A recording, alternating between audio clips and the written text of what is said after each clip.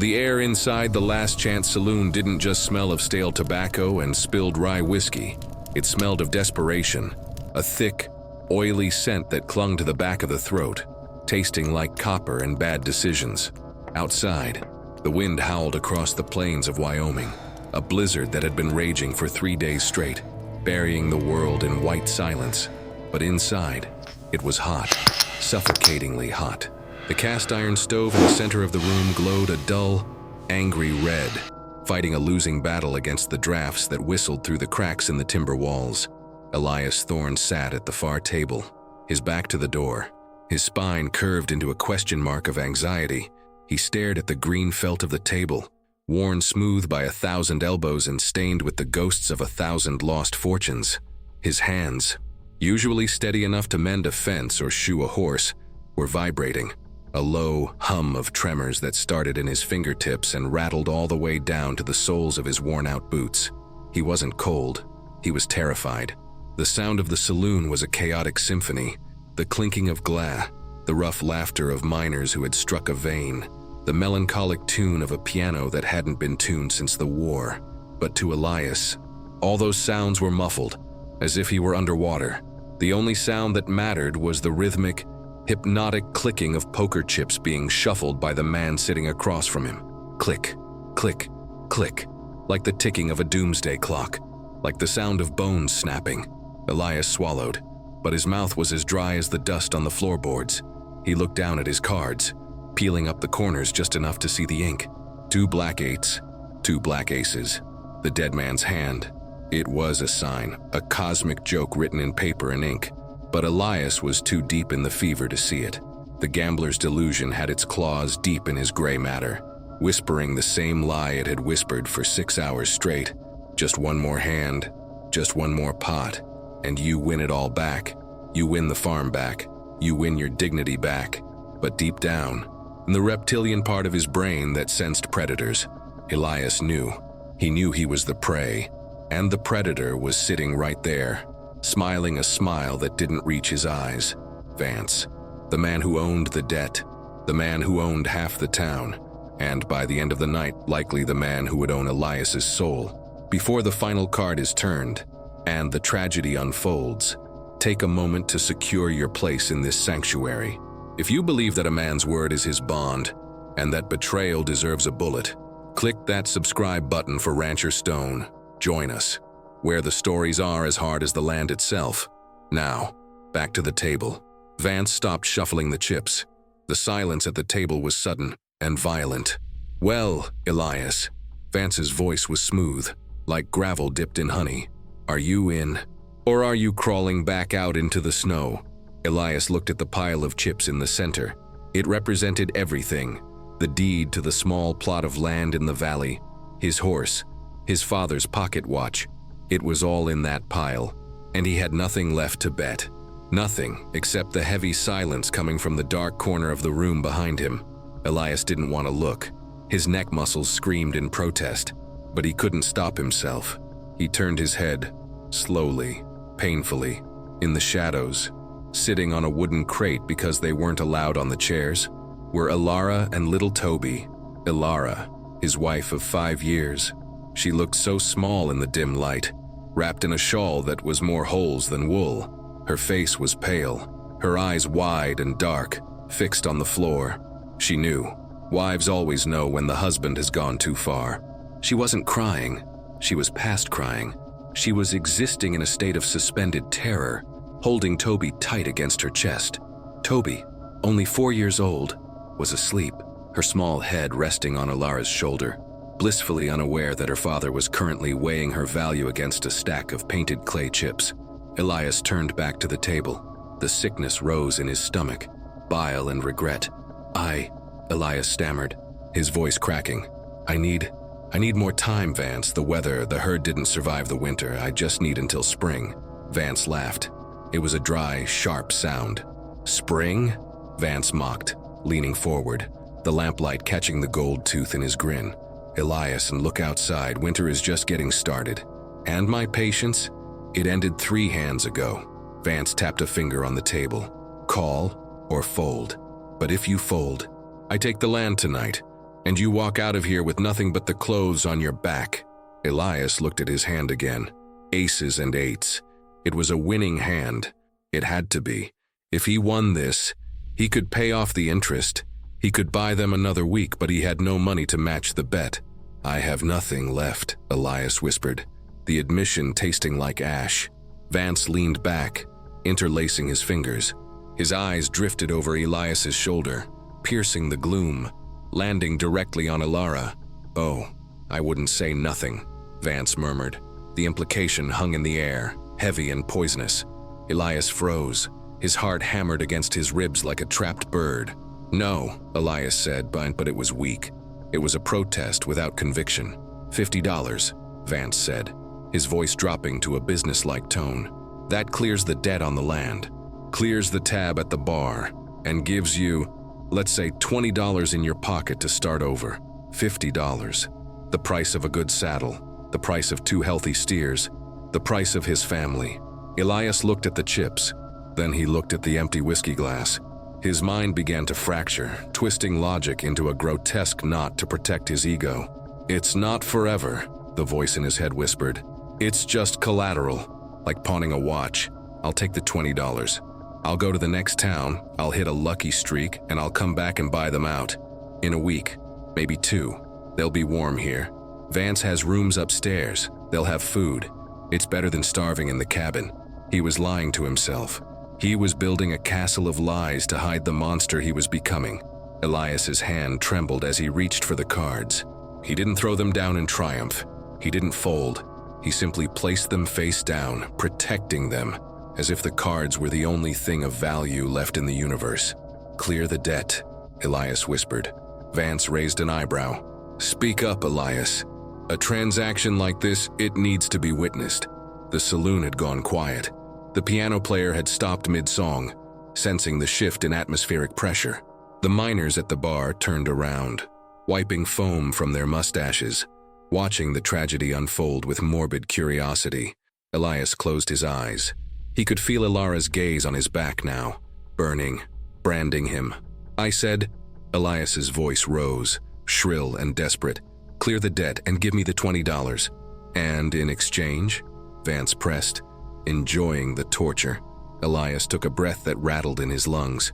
"In exchange, you take the girl and the woman." The words hung there, suspended in the smoke. Absolute, irrevocable. For a second, nobody moved. It was a violation of the unwritten code of the West. You can shoot a man over a card game. You can steal his horse. You can burn his barn, but you do not sell your blood. Even the hardened criminals at the bar looked away, uncomfortable, shifting their weight. Vance didn't look away. He smiled, a true, genuine smile of victory. He reached into his vest pocket and pulled out a small leather pouch. He tossed it onto the table. It landed with a heavy thud. "Coins." "Done," Vance said. He stood up, his chair scraping loudly against the wood floor. Elias stared at the pouch. He didn't touch it. Not yet. He felt sick. He felt light. He felt like he was floating away from his own body. Behind him, there was a sound, a sharp intake of breath. Alara. She didn't scream. Movies and dime novels tell you that women scream in these moments. They don't. When the world ends, when the person you trusted with your life cuts your throat, you don't scream, you freeze. It's a biological imperative, a prey response. Alara stood up, clutching Toby so tight the little girl stirred. Her eyes were wide, locked on Elias's back. She wasn't looking at Vance. She was looking at her husband. She was waiting for the punchline. She was waiting for him to pull his gun and shoot Vance for the insult. She was waiting for him to flip the table and roar like a lion. But Elias didn't move. He just stared at the money pouch. And in that silence, in that terrible, stretching silence, Alara's heart didn't just break. It calcified. It turned into something hard, sharp, and cold. Vance walked around the table, his boots thudding with authority. He didn't look at Elias. Elias was a ghost now, a non-entity. Vance walked straight toward the corner, toward his new property. The smell of his cologne, expensive lavender masking the scent of sweat, wafted ahead of him. "Well now," Vance said, and stopping 3 feet from Alara. He looked her up and down, like a man inspecting a horse at an auction. He looked at her teeth, Her hips, her hands. "You're skinny," Vance noted, his voice devoid of empathy. "But the kitchen scraps will fix that, and the little one." He reached out a hand to touch Toby's sleeping face. Ilara flinched, a violent, instinctive jerk backward, hitting the wall. "Don't," she hissed. It was the first word she had spoken in hours. Vance chuckled, retracting his hand. "Feisty," he said to the room at large. "I like them feisty. Makes breaking them more interesting." He turned back to Elia, who was finally reaching for the money pouch with a shaking hand. "Pleasure doing business with you, Elias," Vance said, his voice dripping with contempt. "Now, take your silver and get out, before I decide to charge you rent for the air you're breathing." Elias grabbed the pouch. The coins clinked together, the sound of 30 pieces of silver. He stood up, his legs wobbling. He didn't look back. He couldn't. If he looked back, he would turn to salt. He stumbled toward the door, pushing past the silent men at the bar, his head down, a coward fleeing the scene of his crime. The door opened. A blast of Arctic wind and snow rushed in, swirling around the room, extinguishing 2 of the oil lamps. And then the door slammed shut. Elias was gone, leaving Ilara and Toby alone in the wolf's den. Vance turned back to Ilara, his face hardening. "All right," he said, unbuckling his belt. The sound of the leather sliding through the metal buckle echoing like a whip crack in the silent room. "Let's see what I bought." Ilara pressed her back against the rough wood of the wall. There was nowhere to run. The front door was blocked by the blizzard and the bouncers. The back door was behind the bar. She was trapped.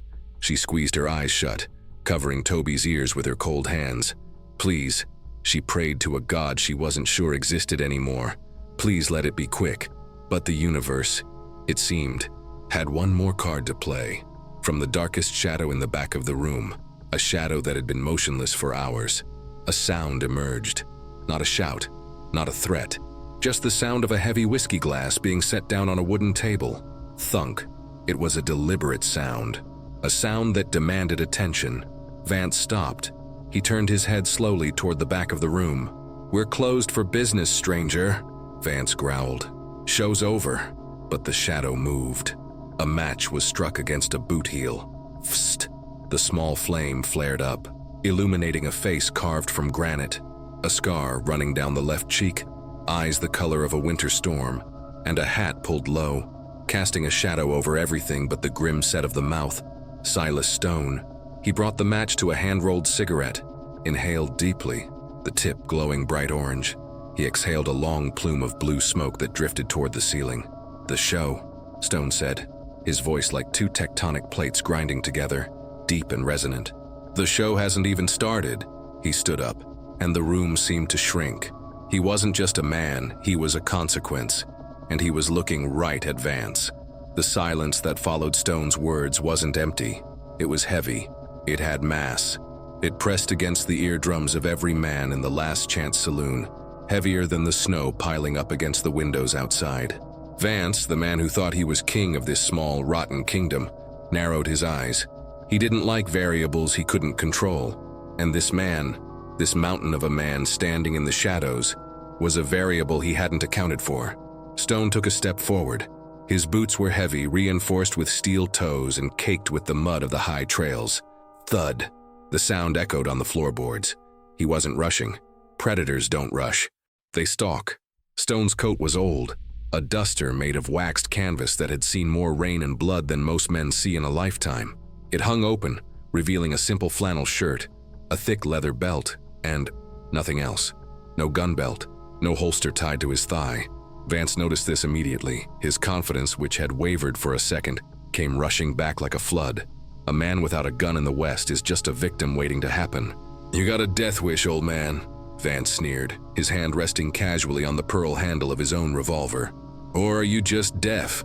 I said the bar is closed." Stone didn't stop walking. He moved with a fluid, terrifying grace for a man of his size.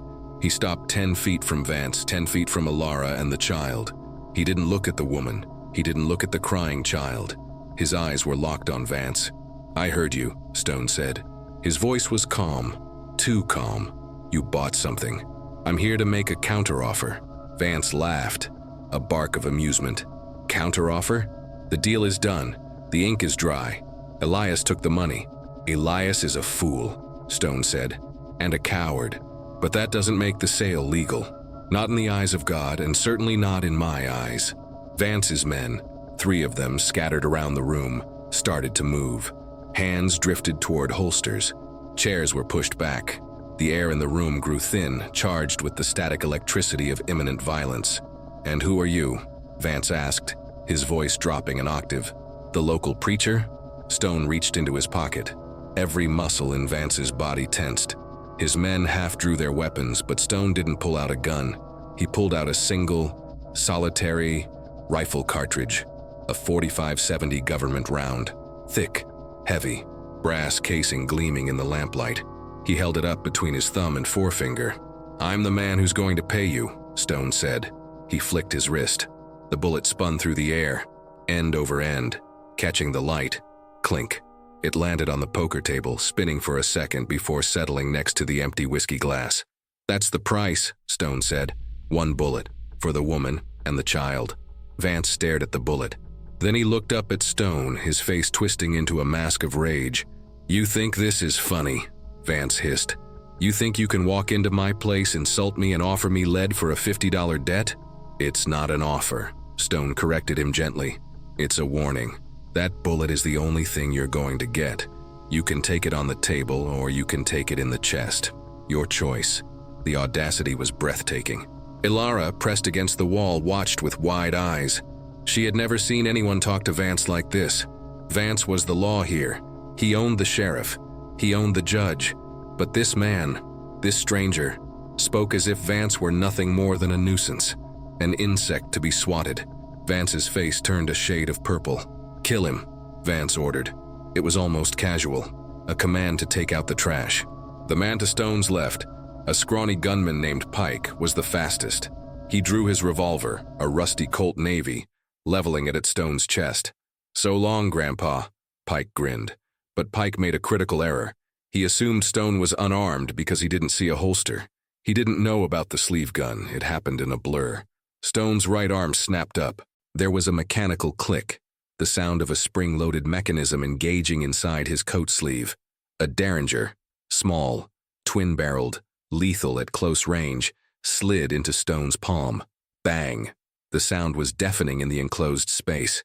Smoke erupted from Stone's hand. Pike didn't even have time to pull his trigger. The bullet caught him in the shoulder, spinning him around like a top.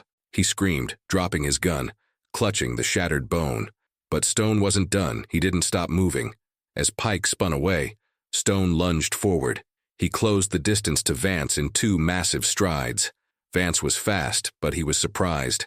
He fumbled with his pearl-handled gun, trying to clear leather. Too late. Stone's left hand, his free hand, shot out and grabbed Vance by the throat. The grip was iron. Stone lifted Vance off his feet, literally lifted him. Vance's boots dangled inches off the floor.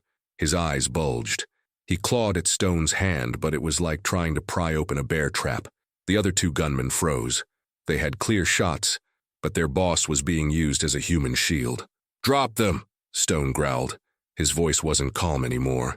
It was the growl of a predator protecting its territory.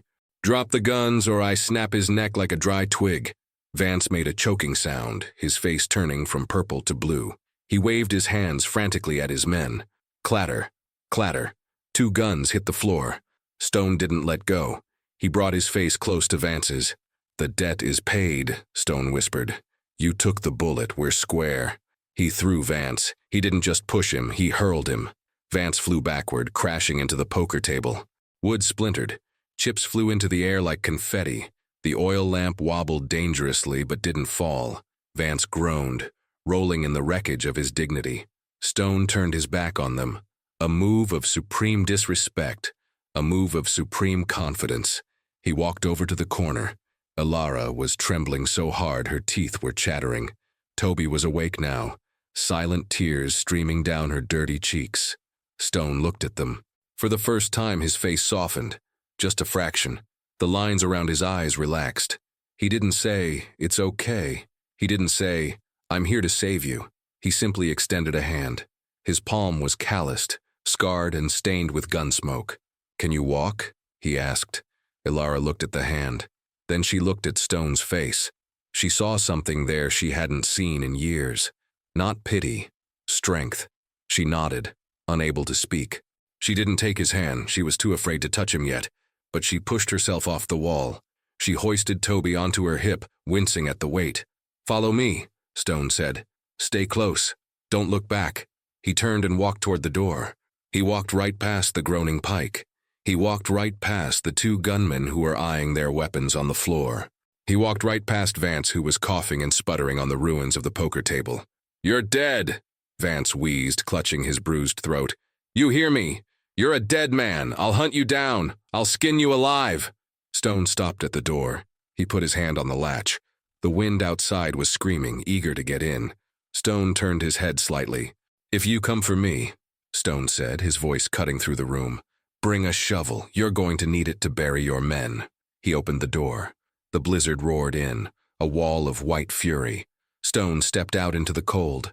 Elara hesitated for a split second. Behind her was the heat of the stove, the known evil of the saloon.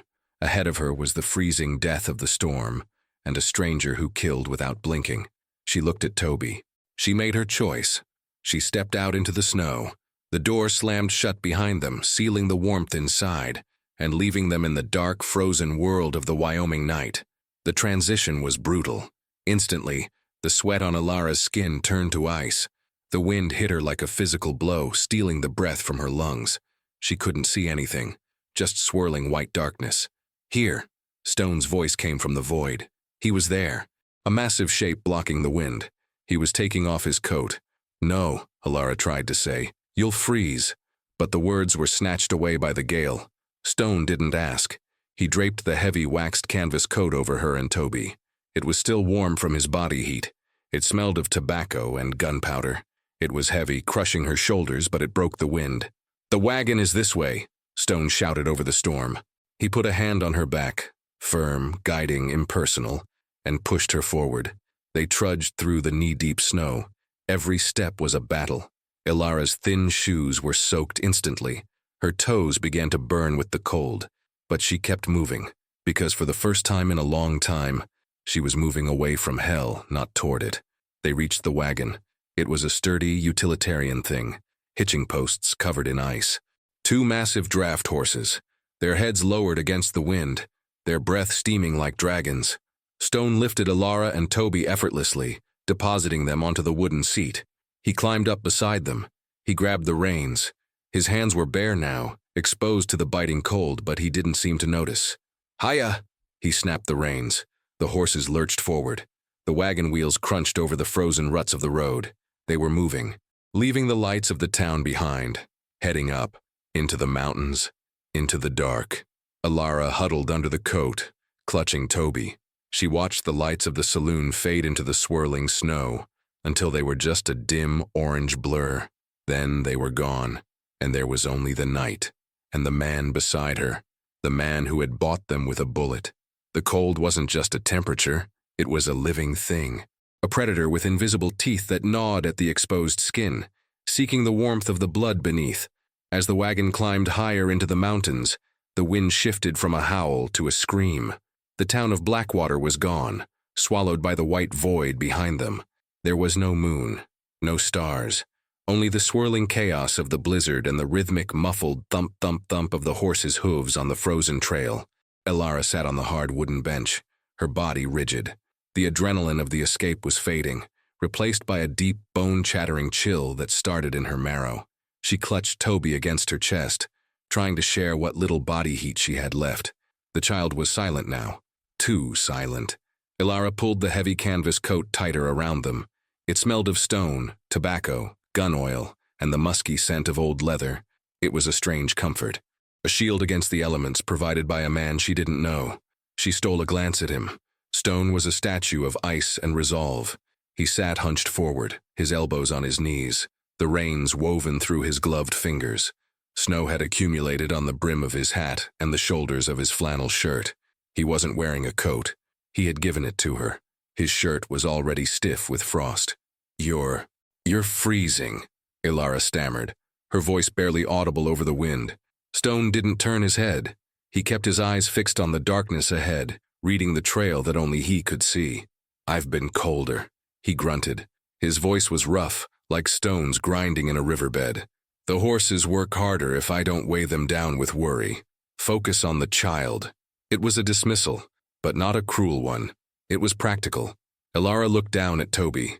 The little girl's lips were turning a pale shade of blue. Her breathing was shallow. Panic flared in Elara's chest. She's so cold, Elara whispered, rubbing Toby's small arms frantically. She stopped shivering. That's bad, isn't it? When they stopped shivering, Stone pulled back on the reins immediately. Whoa! The horses came to a halt, snorting clouds of steam into the night air. The wagon creaked as Stone turned on the bench. For the first time, he looked directly at the child. He stripped off his leather gloves. His hands were red, the knuckles raw from the cold. He reached out and touched Toby's cheek with the back of his hand. Hypothermia, Stone said. It wasn't a question. It was a diagnosis. He didn't panic. He moved with efficient, practiced speed. He reached behind the seat and pulled out a heavy bundle, a buffalo hide, thick and coarse. Put this under her, he ordered. Insulate her from the wood. Elara obeyed, lifting Toby as Stone slid the fur beneath them. Then, Stone did something unexpected. He began to unbutton his flannel shirt. Elara's eyes widened. What are you? Body heat, Stone cut her off. The coat isn't enough, she needs a furnace. He wasn't taking the shirt off. He was opening it. He reached over and took Toby from Elara's arms. The child was limp, a rag doll in the storm. Stone pressed the small girl against his chest, right against his thermal undershirt, and wrapped the buffalo hide and his own canvas coat around both of them. He created a cocoon, a sanctuary of flesh and fur. Elara watched, stunned. This man, this stranger who had just broken a man's arm and threatened to kill 3 others, was now holding her daughter with a tenderness that defied logic. He looked at Elara. Take the reins, he commanded. I don't know the way, Elara said, her hands trembling as she took the leather straps. Just keep them straight, Stone said, his chin resting on the top of Toby's head. The horses know the way home. They want the barn as much as we want the fire. Elara snapped the reins. The wagon lurched forward again. The next hour was an eternity. Every minute stretched into an hour. Every mile felt like a marathon. Elara's mind began to wander, untethered by exhaustion and fear. She thought of Elias, the image of him walking away, the pouch of coins in his hand. It burned in her mind like a brand. He sold us. The thought was a poison. He didn't just leave us, he traded us like cattle, like a bad hand of cards. She looked at Stone. He was sitting with his eyes closed, rocking slightly with the motion of the wagon. He was a mountain, immovable. Who is he, she wondered.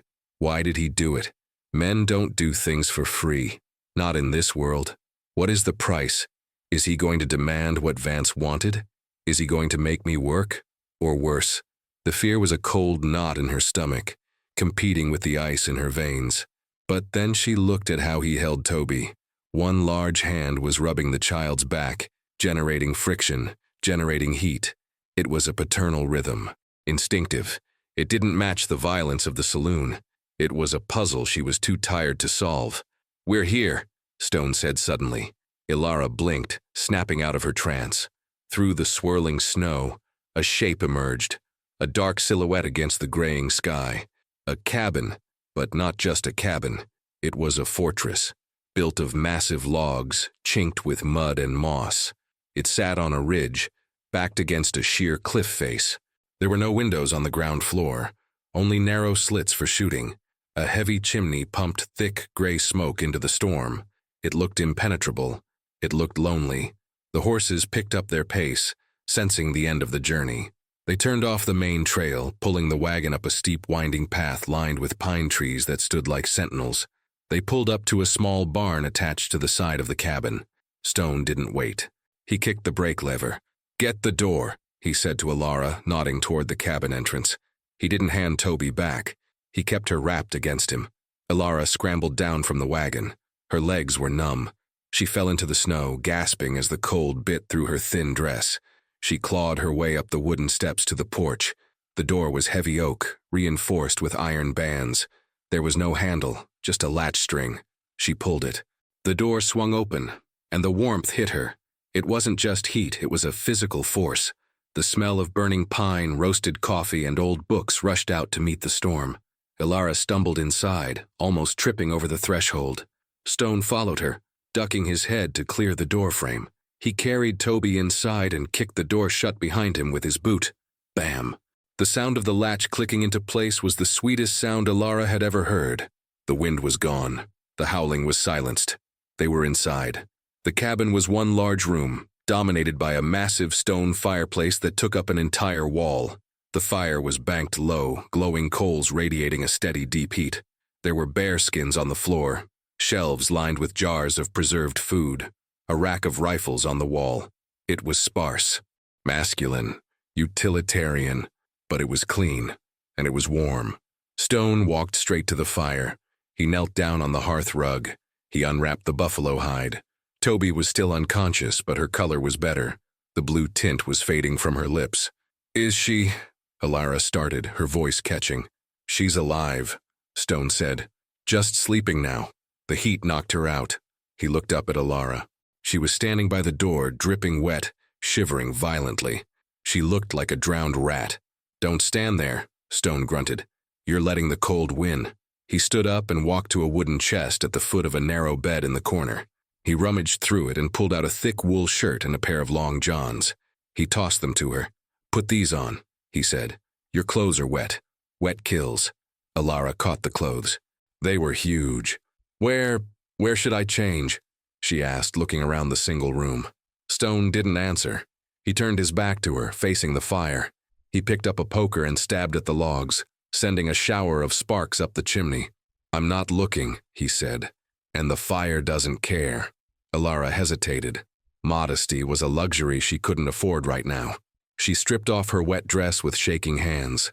The air in the cabin felt like a caress against her frozen skin. She pulled on the long johns. They were miles too long, bunching at her ankles. She put on the wool shirt. It swallowed her whole, coming down to her knees like a dress. It smelled of him. She wrapped her arms around herself, feeling the coarse wool scratch her skin. It felt safe. I'm done," she whispered. Stone turned around. He looked at her. For a second, his eyes lingered on the oversized shirt. A flash of something, memory, pain, crossed his face, but it was gone as quickly as it came. "Sit by the fire," he ordered. "I'll make coffee." He moved to a small iron stove in the corner, pumping water from a hand pump into a kettle. Ilara sat on the bearskin rug next to Toby. She touched her daughter's forehead. It was warm. Toby stirred, letting out a small sigh. Ilara let out a breath she felt like she had been holding for 5 years. She looked around the cabin again. It was a fortress, a sanctuary, but it was also a prison. They were miles from civilization, snowed in with a man who killed with a flick of his wrist. "Why?" Ilara asked. The question hung in the air, mingling with the smell of brewing coffee. Stone didn't turn around. He was grinding beans in a hand mill. Crunch, crunch, crunch. "Why what?" he asked. "Why did you buy us?" Ilara asked, her voice gaining a little strength. "What do you want?" Stone stopped grinding. He poured the grounds into the boiling water. He turned and walked over to them, holding 2 tin mugs. He handed one to her. "Drink," he said. "It's bitter, but it's hot." Ilara took the mug. The heat seeped into her frozen fingers. "You didn't answer me," she said. Stone sat down in a heavy wooden rocking chair opposite the fire. He took a sip of his coffee, staring into the flames. "I didn't buy you," Stone said quietly. "You paid for us," Ilara countered. "A bullet is payment." "I paid a debt," Stone corrected. "To clear the ledger." "Whose ledger?" Stone looked at her then. His eyes were dark, reflecting the dancing flames. "Mine," he said. He leaned back in the chair, the wood creaking under his weight. "A man can sell his horse," Stone said, reciting the words like a scripture he had memorized. "He can sell his saddle. He can sell his boots." He took another sip of coffee. "But a man who sells his own blood." Stone shook his head. "That man has lost the right to bleed. He's just meat." He looked at Toby, sleeping peacefully on the rug. "I didn't do it for you," Stone said bluntly. "I did it because I couldn't watch a calf be thrown to the wolves." "And now?" Ilara asked. "What happens now?" Stone looked at the window. The snow was piling up against the glass. "Now," Stone said, "we wait out the storm, and we pray that Vance isn't as stupid as he looks." "He'll come," Ilara said, a shiver running down her spine that had nothing to do with the cold. "He has an ego. You humiliated him." Stone's hand drifted to the rifle leaning against his chair. He stroked the wooden stock, a gesture of familiarity. "Let him come," Stone whispered. "The ground is frozen," he added, almost to himself. "It's hard to dig graves in winter. But for Vance, I'll make an exception." Ilara stared at him. She should be terrified. She was in a cabin with a killer, but as she took a sip of the bitter black coffee and felt the warmth of the fire on her face and heard the steady breathing of her daughter, she realized something. She wasn't afraid of the killer inside. She was afraid of the world outside. And for the first time in her life, she was on the side of the monster. The cabin wasn't just quiet, it was still. A stillness so profound that it felt like a pressure in the ears. Outside, the blizzard had turned into a white leviathan, slamming its massive body against the logs, clawing at the roof shingles with icy talons. But inside, the world had shrunk to a 20 by 20-foot square of warmth and flickering orange light. Ilara sat on the bearskin rug, her legs tucked under her, watching the man. Stone moved with a terrifying economy of motion. He didn't waste energy. Every step was calculated. Every reach was measured. He was currently at the cast-iron stove, a black pot-bellied beast that radiated heat like a captive sun. He was slicing cured meat. Schlick, schlick, schlick. The sound of the knife against the wooden cutting board was rhythmic, hypnotic. The knife was huge, a Bowie blade with a stag horn handle, but he wielded it with the precision of a surgeon. Ilara watched the strips of meat fall into the heavy Dutch oven. She watched him add dried beans, water from a pitcher, and a handful of dried herbs from a jar on the shelf. The smell began to fill the room. It was a rich, savory scent. Salt pork, sage, thyme. It made Ilara's stomach cramp with a sudden, violent hunger. She hadn't eaten a real meal in 2 days. Just stale bread and watered-down whiskey that Elias had forced her to drink to keep her spirits up. Her mouth watered. A painful, biological reaction that shamed her. She looked down at her hands. They were clean now, or cleaner, but they were shaking. Not from the cold anymore, from the shock, from the sheer impossibility of the situation. An hour ago she was property, a chip in a poker game. Now she was sitting in a stranger's home, smelling his food, wearing his clothes. It felt like a dream, a hallucination brought on by freezing to death in the snow. The girl. Stone's voice broke the silence. He didn't turn around. He was stirring the pot with a wooden spoon. "She's awake." Ilara looked down. Toby's eyes were open. Big, brown, confused eyes. She blinked slowly, taking in the wooden beams of the ceiling, the fire, the strange man with the broad back. "Mama," Toby whispered. Her voice was a croak. Ilara scooped her up, hugging her so tight she felt the child's ribs. "I'm here, baby, I'm here." "Where are we?" Toby asked, looking around with the wary suspicion of a child who has learned that new places usually mean new dangers. "We're safe," Ilara said. She wasn't sure if it was true, but it was the only answer she had. Stone turned from the stove. He held a ladle in one hand and 2 tin bowls in the other. He walked over to the small table in the center of the room. It was a rough-hewn thing, made of split logs, scarred by knife marks and coffee rings. He set the bowls down. Steam rose from them in thick, white columns. "Eat," Stone said. He walked back to the stove to get his own bowl. Ilara stood up, her legs wobbly in the oversized wool pants. She picked up Toby and carried her to the table. She sat Toby down on one of the benches. But Ilara didn't sit. She stood by the table, her hands clasped in front of her, head bowed. She waited. It was a reflex, a habit drilled into her by Elias over the last year of their decline. The man eats first. The woman waits. The woman serves. If there's anything left, she eats. Stone turned around with his bowl. He stopped. He looked at Toby, who was already reaching for the spoon with eager, clumsy hands. Then he looked at Ilara, standing there like a statue of subservience. Stone's brow furrowed, a deep canyon appearing between his eyes. "What are you doing?" he asked. Ilara flinched. I'm waiting," she stammered. "For you to start. Do you need whiskey or water?" Stone stared at her. The silence stretched, uncomfortable, heavy. He walked over to the table. He set his bowl down with a heavy clunk. "Sit down," Stone said. It wasn't a request. It was an order. Ilara sat. Immediately. In this house, Stone said, his voice low and rumbling, we don't have servants, and we don't have masters. He pointed a calloused finger at her bowl. You eat. You eat until you're full. If the pot runs dry, I go hungry, not the child, not the mother. Ilara looked at him. She was searching for the trap. There was always a trap, but Stone just sat down opposite her, picked up his spoon, and started eating. He ate methodically, efficiently. Ilara picked up her spoon. She took a bite. The flavor exploded in her mouth.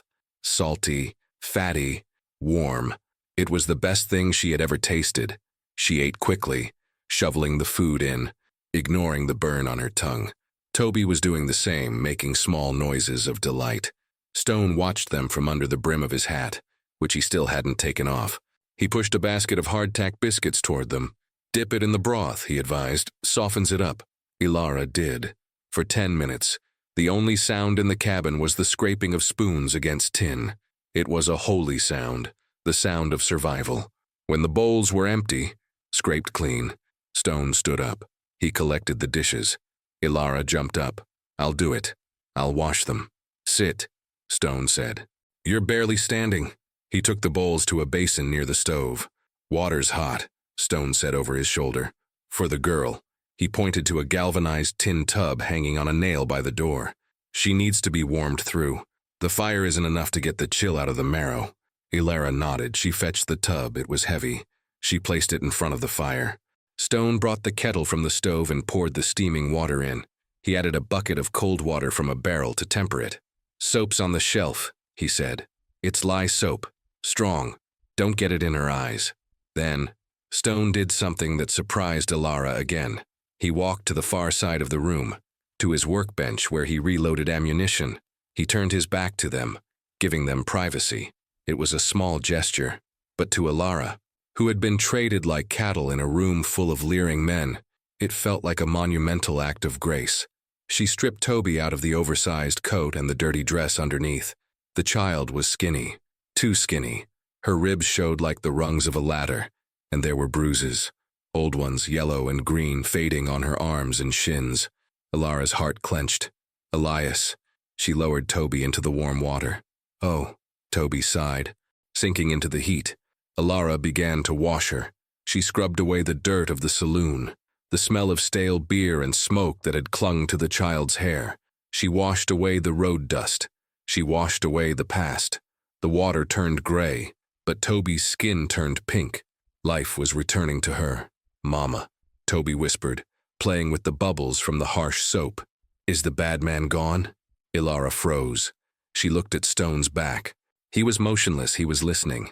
Yes, baby, Ilara whispered back. The bad man is gone. Is Daddy coming? The question was a knife in the gut. Ilara scrubbed a little harder on Toby's arm. No, she said. Her voice was firm. Daddy got lost. In the snow. It was a lie, and it was the truth. The man Elias had been, the man she married, was lost a long time ago. Stone didn't move, but his hand, resting on the workbench, clenched into a fist. When the bath was done, Ilara dried Toby with a rough towel Stone had left on a chair. She dressed the child in one of Stone's flannel shirts. It fit Toby like a nightgown. All done, Ilara announced softly. Stone turned around. He didn't look at the tub. He looked at Toby. Better, he nodded. He walked over to the bed in the corner. It was a narrow frame, rope mattress, covered in a thick quilt and a wolfskin. Put her there, Stone said. Ilara hesitated. That's your bed, she said. It's a bed, Stone corrected. Beds are for children and women. The floor is for dogs and men. He grabbed a pillow and tossed it to the head of the bed. Ilara carried Toby over and tucked her in. The child was asleep before her head hit the pillow, the exhaustion of the trauma finally claiming its due. Ilara stood by the bed, looking down at her daughter. She felt a wave of exhaustion hit her so hard she almost fell. You too, Stone said. Ilara looked at him. There's room, Stone said. It's narrow, but you'll fit. I can sleep on the rug, Ilara offered. I don't want to take your sleep, Stone growled. He walked to the door. He checked the latch. He checked the heavy wooden crossbar. Then, he picked up his Winchester rifle. He walked to the rocking chair by the fire, positioned so he had a clear line of sight to the door. He sat down. He placed the rifle across his lap. He pulled his hat down over his eyes. "Light the lamp if you need it," Stone said from beneath the hat. "But keep the flame low. Shadows are our friends tonight." Ilara stood there for a moment. She looked at the man in the chair. He looked like a gargoyle, a guardian spirit made of denim and resolve. She crawled into the bed next to Toby. The sheets were cold, but they warmed up quickly. She pulled the wolfskin up to her chin. She stared at the ceiling beams, illuminated by the dying fire. The wind howled outside. A frustrated beast denied its meal, but inside there was only the sound of the fire popping and the rhythmic breathing of the rancher in the chair. Ilara closed her eyes. Her hand drifted under the pillow, instinctively searching for a weapon, a knife, anything. There was nothing there. She realized she didn't need it. For the first time in 5 years, she wasn't the one on guard duty. The monster was guarding the door, and for tonight, the monster was on her side. She let the darkness take her, but Stone didn't sleep. Under the brim of his hat, his eyes were open, watching the door, watching the fire, thinking about the bullet he had left on the table, and knowing, with the certainty of a man who has lived by the gun, that the bullet would eventually be returned. The scream didn't come from outside. It came from the bed. Ilara woke up gasping, her lungs seizing as if she were underwater. She sat bolt upright, the wolfskin sliding off her shoulders. Her heart was hammering a frantic rhythm against her ribs, thump, thump, thump, like a trapped bird beating its wings against a cage. For a terrifying second, she didn't know where she was. The smell of pine and wood smoke confused her. Her mind, still trapped in the nightmare, expected the stale beer stench of the Last Chance saloon. She expected to see Vance's gold-toothed grin. She expected to feel Elias's hand on her shoulder, pushing her forward, selling her. "No!" she gasped, her hands flying up to protect her face. "Easy!" The voice came from the shadows. Deep, calm, grounded. Ilara froze. Her eyes adjusted to the dim light. The fire had burned down to embers, casting a dull, red glow across the room. Stone was there. He wasn't in the rocking chair anymore. He was standing by the stove, his back to her. He was fully dressed, boots laced, hat on. He was pouring coffee. The mundane normalcy of the action shattered the nightmare. Ilara slumped back against the headboard, pulling the quilt up to her chin. She was shaking. "Just a dream," Stone said. He didn't turn around. He knew better than to approach a frightened animal too quickly. "It felt real," Ilara whispered. Her throat was raw. "Nightmares always do," Stone said. "That's why they're dangerous. They make you doubt the daylight." He walked over to the bed holding a steaming mug. He set it on the small wooden crate that served as a nightstand. "Drink," he said. "Black. Strong. It'll chase the ghosts away." Ilara reached for the mug. Her hands were still trembling. She looked at Toby. The child was still asleep, curled into a tight ball, her thumb near her mouth. "She didn't wake up," Ilara noted, relief washing over her. "Kids are resilient," Stone said. "They bend, adults break." He turned and walked toward the door. "I've got chores," he said. "Wood to chop, ice to break on the trough. There's porridge on the stove. Eat." He opened the door. A blast of cold air rushed in, swirling the dust motes in the morning light. The storm had broken. Through the open door, Ilara saw a blinding white world. The sun was shining on the fresh snow, creating a landscape of diamonds and blue shadows. Stone stepped out, closing the door behind him. Ilara sat there for a moment, holding the warm mug. She listened. Thwack, the sound of an axe hitting wood. Thwack, rhythmic, powerful, consistent. It was the sound of order being imposed on chaos. Ilara got out of bed. She was still wearing the oversized wool clothes. She walked to the window, a small square of glass, thick and distorted. She looked out. Stone was in the yard. He had shed his coat. He was working in his flannel shirt, sleeves rolled up despite the freezing temperature. He was splitting logs. He swung the axe with a terrifying grace. Up, pause, down. The wood split with a sharp crack, flying apart as if it were exploding. He didn't stop. He didn't slow down. He was a machine. Ilara watched the muscles in his back shift under the fabric of his shirt. He was older than Elias.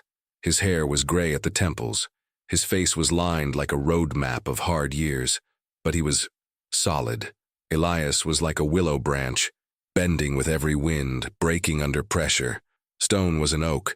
Elara turned away from the window. She felt a strange pang of guilt. She shouldn't be admiring him. She was a married woman. Was I? She thought. Does a marriage survive a sale? Does the vow, until death do us part, apply when your husband sells you for $50? She shook her head, pushing the thoughts away. She went to the stove. The porridge was warm. It was simple. Oats, water, a pinch of salt. She served 2 bowls. She woke Toby gently. "Breakfast, baby," she whispered. Toby woke up groggy, but hungry. They ate in silence. The cabin was brighter now. The sun streaming through the window illuminated the dust dancing in the air. It illuminated the details Elara had missed the night before. There were no pictures on the walls, no feminine touches, no curtains, no rugs other than the skins. But on the mantelpiece above the fire, there was something. 3 small wooden carvings. Horses, roughly whittled but with a surprising amount of detail. And next to them, a small dried flower, a bluebell, preserved in a glass jar. It was out of place. A tiny shrine of softness in a house of hard edges. The door opened. Stone stomped in, kicking the snow off his boots. He carried an armful of split logs. He dumped them in the wood box by the fire. The noise made Toby jump. "Sorry," Stone grunted. He dusted the bark off his shirt. He looked at the empty bowls on the table. "Good," he said. "You ate." He walked to the water bucket and used a ladle to drink. Water ran down his chin, dripping onto his shirt. He wiped it with his sleeve. He turned to face them. He leaned against the stone fireplace, crossing his arms. "We need to talk," Stone said. Elara stiffened. "Here it comes. The terms. The price." "Okay," she said, her voice tight. "The storm is over," Stone said. "The pass might be clear in a day or 2. If the wind holds off." He looked at her directly. "You have choices, Elara." He used her name. It sounded strange coming from him. Heavy. "What choices?" Elara asked. "I can take you to the train station in Laramie," Stone said. "I'll give you money for tickets. You can go east or west, anywhere but here." Elara stared at him. You'd let us go?" "I'm not a jailer," Stone said. "I told you. Nobody owns anyone here. But the money," Elara started. "The $50. The debt." Stone waved a hand dismissively. "Money is just metal. It doesn't have a soul." "Or," Stone continued, "you can stay." Elara's breath hitched. "Stay?" "Until spring," Stone clarified quickly. "Winter in these mountains is no joke. Traveling with a child, it's a risk. The wolves are hungry. The roads are treacherous." He looked at Toby, who was scraping the last of the porridge from her bowl. "She needs meat on her bones. She needs rest." Elara looked at the floor. "If we stay," she began, her voice trembling. "What do you expect? I mean, I can cook, I can clean, I can mend clothes, but I won't." She couldn't finish the sentence. Stone's face darkened. He pushed himself off the fireplace. He walked toward her.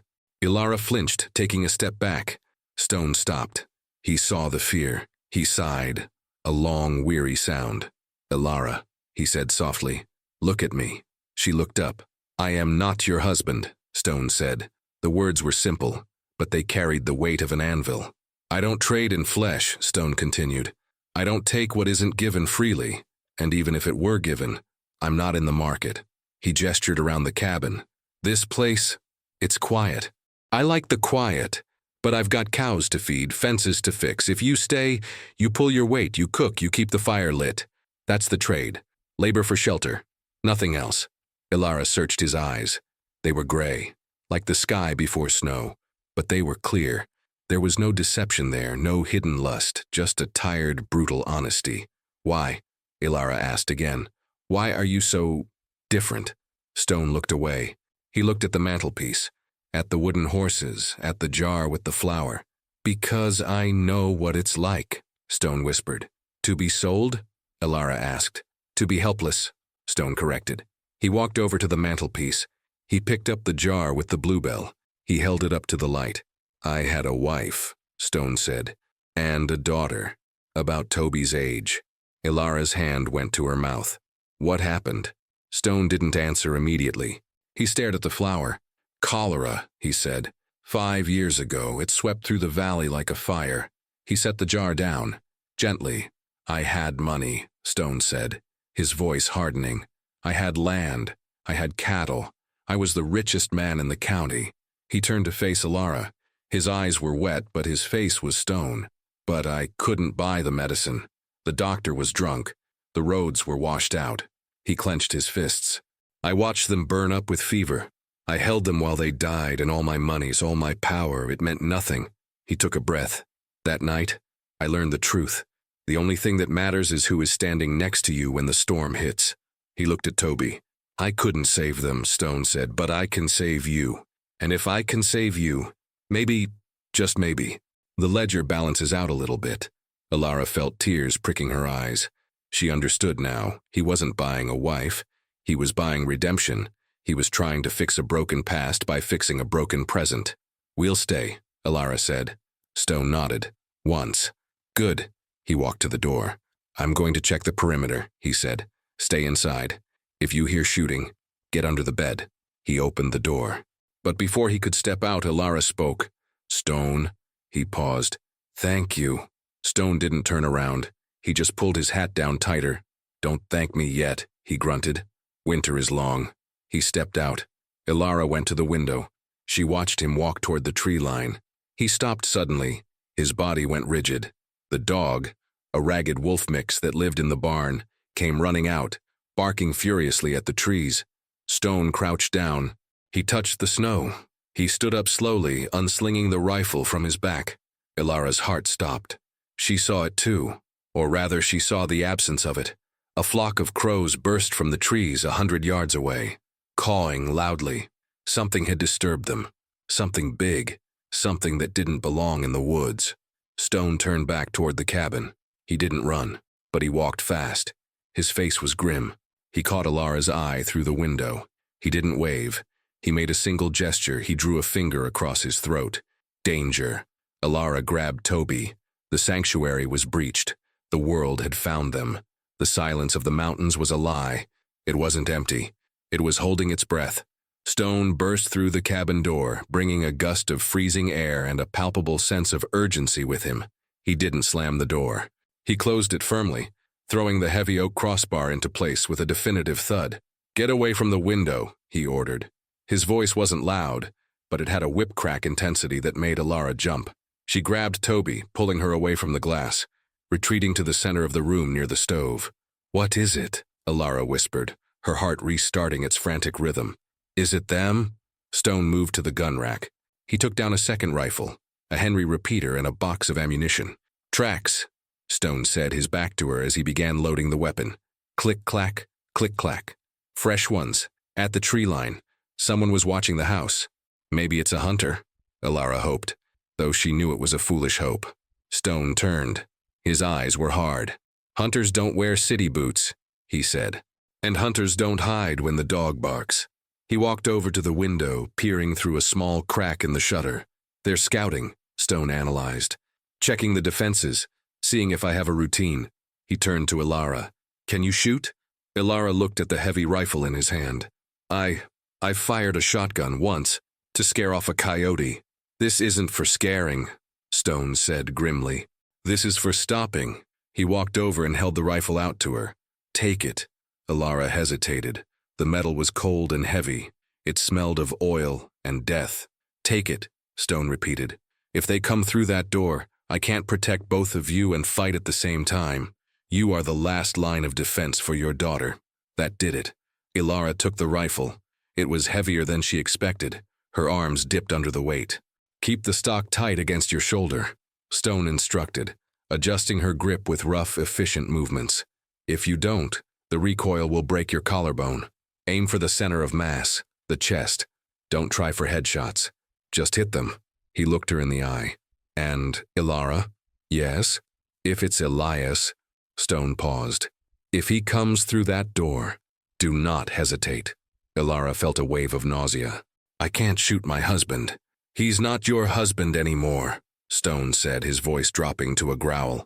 He's the man who sold you. He's the enemy. If he walks in here, he's not coming to apologize. He's coming to take his property back to Vance. He let go of the rifle, leaving her holding the weight of her new reality. "Stay here. Keep the girl down. I'm going to the barn." "Why?" Ilara panicked. "Don't leave us. I need to secure the horses," Stone said, "and I need to set a trap. If they think I'm just sitting in here waiting to be slaughtered, they're wrong." He grabbed a coil of wire and a handful of blasting caps from a drawer. "Lock the door behind me. Do not open it for anyone but me. If I knock 3 times, it's me. If I knock twice, shoot through the door." 3 times, Ilara repeated, her voice trembling. Stone nodded. He opened the door and slipped out like a shadow. Ilara rushed forward and dropped the bar. She was alone. Again. But this time, she had a rifle. She dragged the heavy kitchen table over to the corner, turning it on its side to create a barricade. "Get behind it, Toby," she ordered. Toby crawled behind the table, clutching a rag doll Stone had carved for her the night before. "Is the bad man coming back?" Toby asked, her eyes wide. "We're playing a game," Ilara lied, her voice shaking. "Like hide and seek, we have to be very quiet." Ilara sat with her back against the wall, the rifle across her knees. She stared at the door. Every creak of the timber settling in the cold sounded like a footstep. Every gust of wind sounded like a whisper. 3 knocks, she told herself. 3 knocks. Outside, Stone moved like a ghost. The snow muffled his steps. He circled the cabin, keeping low. He found the tracks again. 2 men, maybe 3. They had come close, within 50 yards, and then retreated. Scouts, Stone thought. Vance is cautious. He knows my reputation. Stone moved to the barn. The horses were restless, sensing the tension. He quickly checked their feed and water. Then he went to the back of the barn, where he kept his insurance. Dynamite, left over from his days clearing stumps. He took 2 sticks. He didn't plan to blow up the mountain. He just wanted to make a statement. He rigged a tripwire across the main path leading up to the cabin. Simple, crude, effective. If they came up the path in a group, the first man would trip the wire. A blasting cap would pop, not enough to kill everyone, but enough to deafen them, blind them with snow, and announce their arrival. Stone retreated back toward the cabin. He stopped at the woodpile. He saw something that made his blood run cold. A cigarette butt, fresh, lying in the snow just 10 feet from the cabin wall. Someone had been here, right here, while they were eating breakfast. Stone scanned the tree line. He felt eyes on him. He didn't react. He didn't look directly at the trees. He picked up an armful of wood, pretending to be doing chores. He walked back to the door. Knock, knock, knock. The bar slid back.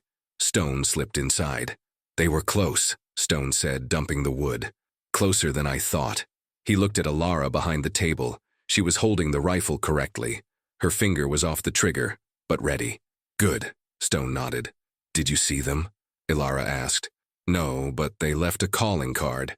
He tossed the cigarette butt onto the table. It was a hand-rolled cigarette. Expensive paper. "Vance smokes these," Stone said. "So he's here," Ilara whispered. "Himself. He wouldn't send a boy to do a man's job," Stone said. "Not when his pride is wounded." The day dragged on. The sun began to dip behind the peaks, casting long purple shadows across the snow. The golden hour turned into the blue hour. Visibility dropped. The world became a monochrome of gray and black. "They'll come at night," Stone predicted. "They want the cover of darkness. They think I can't see in the dark." He began to extinguish the lamps. "We go dark too," he said. "If they can't see inside, they can't aim." The cabin plunged into gloom. Only the dying embers of the fire provided a faint red glow. They waited. Ilara could hear her own heartbeat. Thump, thump, thump. And then, a sound. Not a footstep. A voice. "Stone!" It came from the darkness outside. It was amplified, echoing off the canyon walls. "Vance." "Stone, I know you're in there." Stone didn't move. He stood by the window, peering through the crack. "We don't want a war, Stone," Vance yelled. "Just give me what I bought. Send the girl and the woman out and we ride away, no blood." Stone remained silent. "Don't be a fool," Vance continued. "You're 1 man, I have 6. You can't win this." 6 men. Stone's jaw tightened. "He's lying," Stone whispered to Ilara. "If he had 6 men, he would have attacked already. He's trying to scare you." "Elias," Vance's voice changed tone. "Talk to your wife, Elias. Tell her to be reasonable." A new voice spoke up, weaker, trembling. Ilara? It was him. Ilara let out a small, strangled sob. Ilara, please, Elias yelled. Just come out. Vance says he won't hurt you. He just wants to talk. Liar, Ilara hissed. Baby, please. Elias was crying now. They're going to kill me if you don't come out. They're going to kill me, Ilara. Stone looked at Ilara. This was the test, the psychological warfare. He's using your pity, Stone whispered. Don't give it to him. Ilara, Elias screamed. They have a rope. They're putting it around my neck. Ilara. Toby started to cry. Daddy! Ilara grabbed Toby, covering her ears. Shh, baby, don't listen. I'm going to count to 10, Vance yelled. If the door doesn't open, your husband swings. 1, 2. Ilara looked at Stone. Is he really going to hang him? Stone looked out the window. He could see vague shapes near the tree line. A rope thrown over a branch. A figure standing on a horse. He might, Stone said coldly. Vance is a businessman. Elias is a bad investment. He has no use for him anymore. 3, 4. Ilara stood up. I can't let him die, she said. Even after what he did, I can't let him die because of me. Sit down, Stone ordered. No. Ilara moved toward the door. If I go out there, maybe... Stone grabbed her arm. His grip was like a vice. If you go out there, Stone hissed, Vance will take you. He will take Toby. And then he will kill Elias anyway because Elias is a witness. And then he will kill me. He pulled her close. You are not saving him by surrendering. You are just making his death meaningless. 5, 6. Please, Elias screamed. It was a high animal sound. Ilara, I'm sorry, I'm so sorry. Stone let go of Ilara. He picked up his rifle. He didn't aim at the door. He aimed at the window. What are you doing? Ilara gasped. Changing the terms of the negotiation, Stone said. He smashed the glass with the barrel of the rifle. Crash. The sound was shocking in the silence. Stone leveled the Winchester into the darkness. He didn't aim for the men. It was too dark. He aimed for the horse Elias was standing on. Bang. The muzzle flash lit up the room for a split second. The sound of the shot rolled down the valley like thunder. Outside, a horse screamed. There was a chaotic scrambling sound. Shouts. Curses. The horse bolted. Elias, standing on its back with a rope around his neck, dropped. But the drop wasn't far enough to snap his neck instantly. He swung there, choking, kicking the air. Cut him down, Vance screamed. Don't let the bastard die yet, I need him. Chaos. Stone pumped the lever of his rifle. Clack, clack. He fired again. Bang. This time he aimed for the muzzle flash of one of Vance's men who had returned fire. A scream of pain. Get back, Vance yelled. Fall back. The shapes retreated into the trees. Silence returned. But it was different now. The stalemate was broken. Blood had been spilled. Stone turned away from the window. He's alive, Stone said. They cut him down. They need him to lure you out. Ilara sank to the floor. She was shaking uncontrollably. You shot the horse. Better the horse than you, Stone said. He began reloading the rifle. Get some sleep, Ilara, Stone said. Or try to. Why? Because that was just the opening act, Stone said, looking at the dark woods. They're going to wait for the moon to set, and then they're going to try to burn us out. The waiting was worse than the shooting. Stone knew this. It was an old soldier's truth. The adrenaline of the firefight burns hot and fast. But the waiting is a cold acid that eats away at the nerves. Inside the cabin, time had lost its meaning. The fire had died down to a bed of sullen, glowing coals, casting long, dancing shadows that looked like grasping hands on the walls. Ilara sat on the floor, her back against the heavy logs, Toby asleep in her lap. She was stroking the child's hair, a repetitive mechanical motion. 1, 2, 3, 1, 2, 3. Stone was at the window again. He had boarded it up with a heavy shutter, leaving only a narrow firing slit. He stood motionless, a statue carved from patience and violence. Why are they waiting? Ilara whispered. The sound of her own voice startled her. Stone didn't turn. They're cold, he said. They're angry. And they're making a plan. What kind of plan? The kind that involves fire, Stone said bluntly. They can't get in. The door is too strong. The windows are too small, so they'll try to smoke us out. Ilara looked up at the ceiling. It was made of thick timber, but the roof was shingles, wood, dry wood. What do? We make it expensive for them, Stone said. He walked away from the window and went to the kitchen table. He began to assemble things. A jar of kerosene, rags, empty glass bottles. Molotovs? Ilara asked. She had heard of them from stories of the miner strikes. Fire for fire, Stone muttered. He looked at her. If the roof catches, he said, we have to go to the cellar. There's a trap door under the rug. He pointed to the bearskin rug in the center of the room. It's a root cellar, stone walls, dirt floor. It won't burn. But the smoke… He didn't finish the sentence. If the smoke gets too bad, Stone said, we have to come out. And that's when the shooting starts. Ilara nodded. She understood. It was a grim calculus. Burn, choke, or bleed. Stone finished prepping the bottles. He placed them strategically near the window and the door. Then he went to his gun rack. He took down a shotgun, a double-barreled 10-gauge, a cannon of a weapon. He sawed off the stock years ago to make it handy in tight spaces. He handed it to Ilara. The rifle is for distance, he said. This is for the door. If it opens, you don't aim. You just point and pull both triggers. It will clear the doorway. Ilara took the shotgun. It was shorter than the rifle, but heavier in a different way. Brutal. I understand, she said. Stone looked at her, really looked at her. He saw the fear in her eyes. Yes. But he also saw something else. Steel.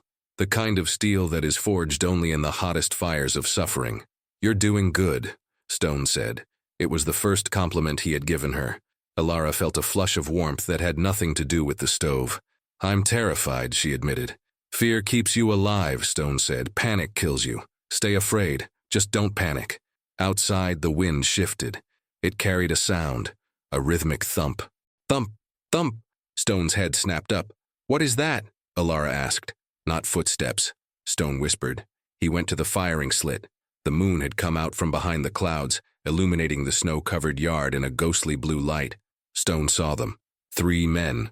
They were carrying something heavy, a log, a battering ram. They're done with talking, Stone said. They're coming for the door. He grabbed his Winchester. Get down, he barked. Behind the table, now! Ilara scrambled behind the barricade, pulling Toby with her. Toby woke up with a start, but Ilara clamped a hand over her mouth. Shh! Stay down! Boom! The first blow hit the door. The whole cabin shook. Dust fell from the ceiling beams. The heavy oak door groaned, but the bar held. Boom! Open up, Stone! Vance screamed from outside. We're coming in! Stone didn't answer with words. He shoved the barrel of his rifle through the firing slit.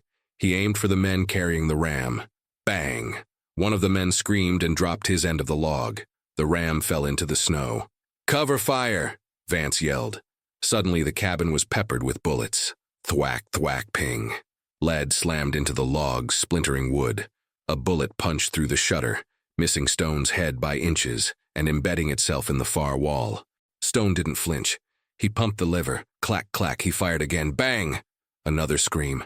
They're pinned down, Stone yelled over the noise. They can't get to the door without exposing themselves. But then, a new sound. A shattering of glass. Something flew through the broken upper window of the loft. A bottle, with a burning rag. It smashed against the back wall.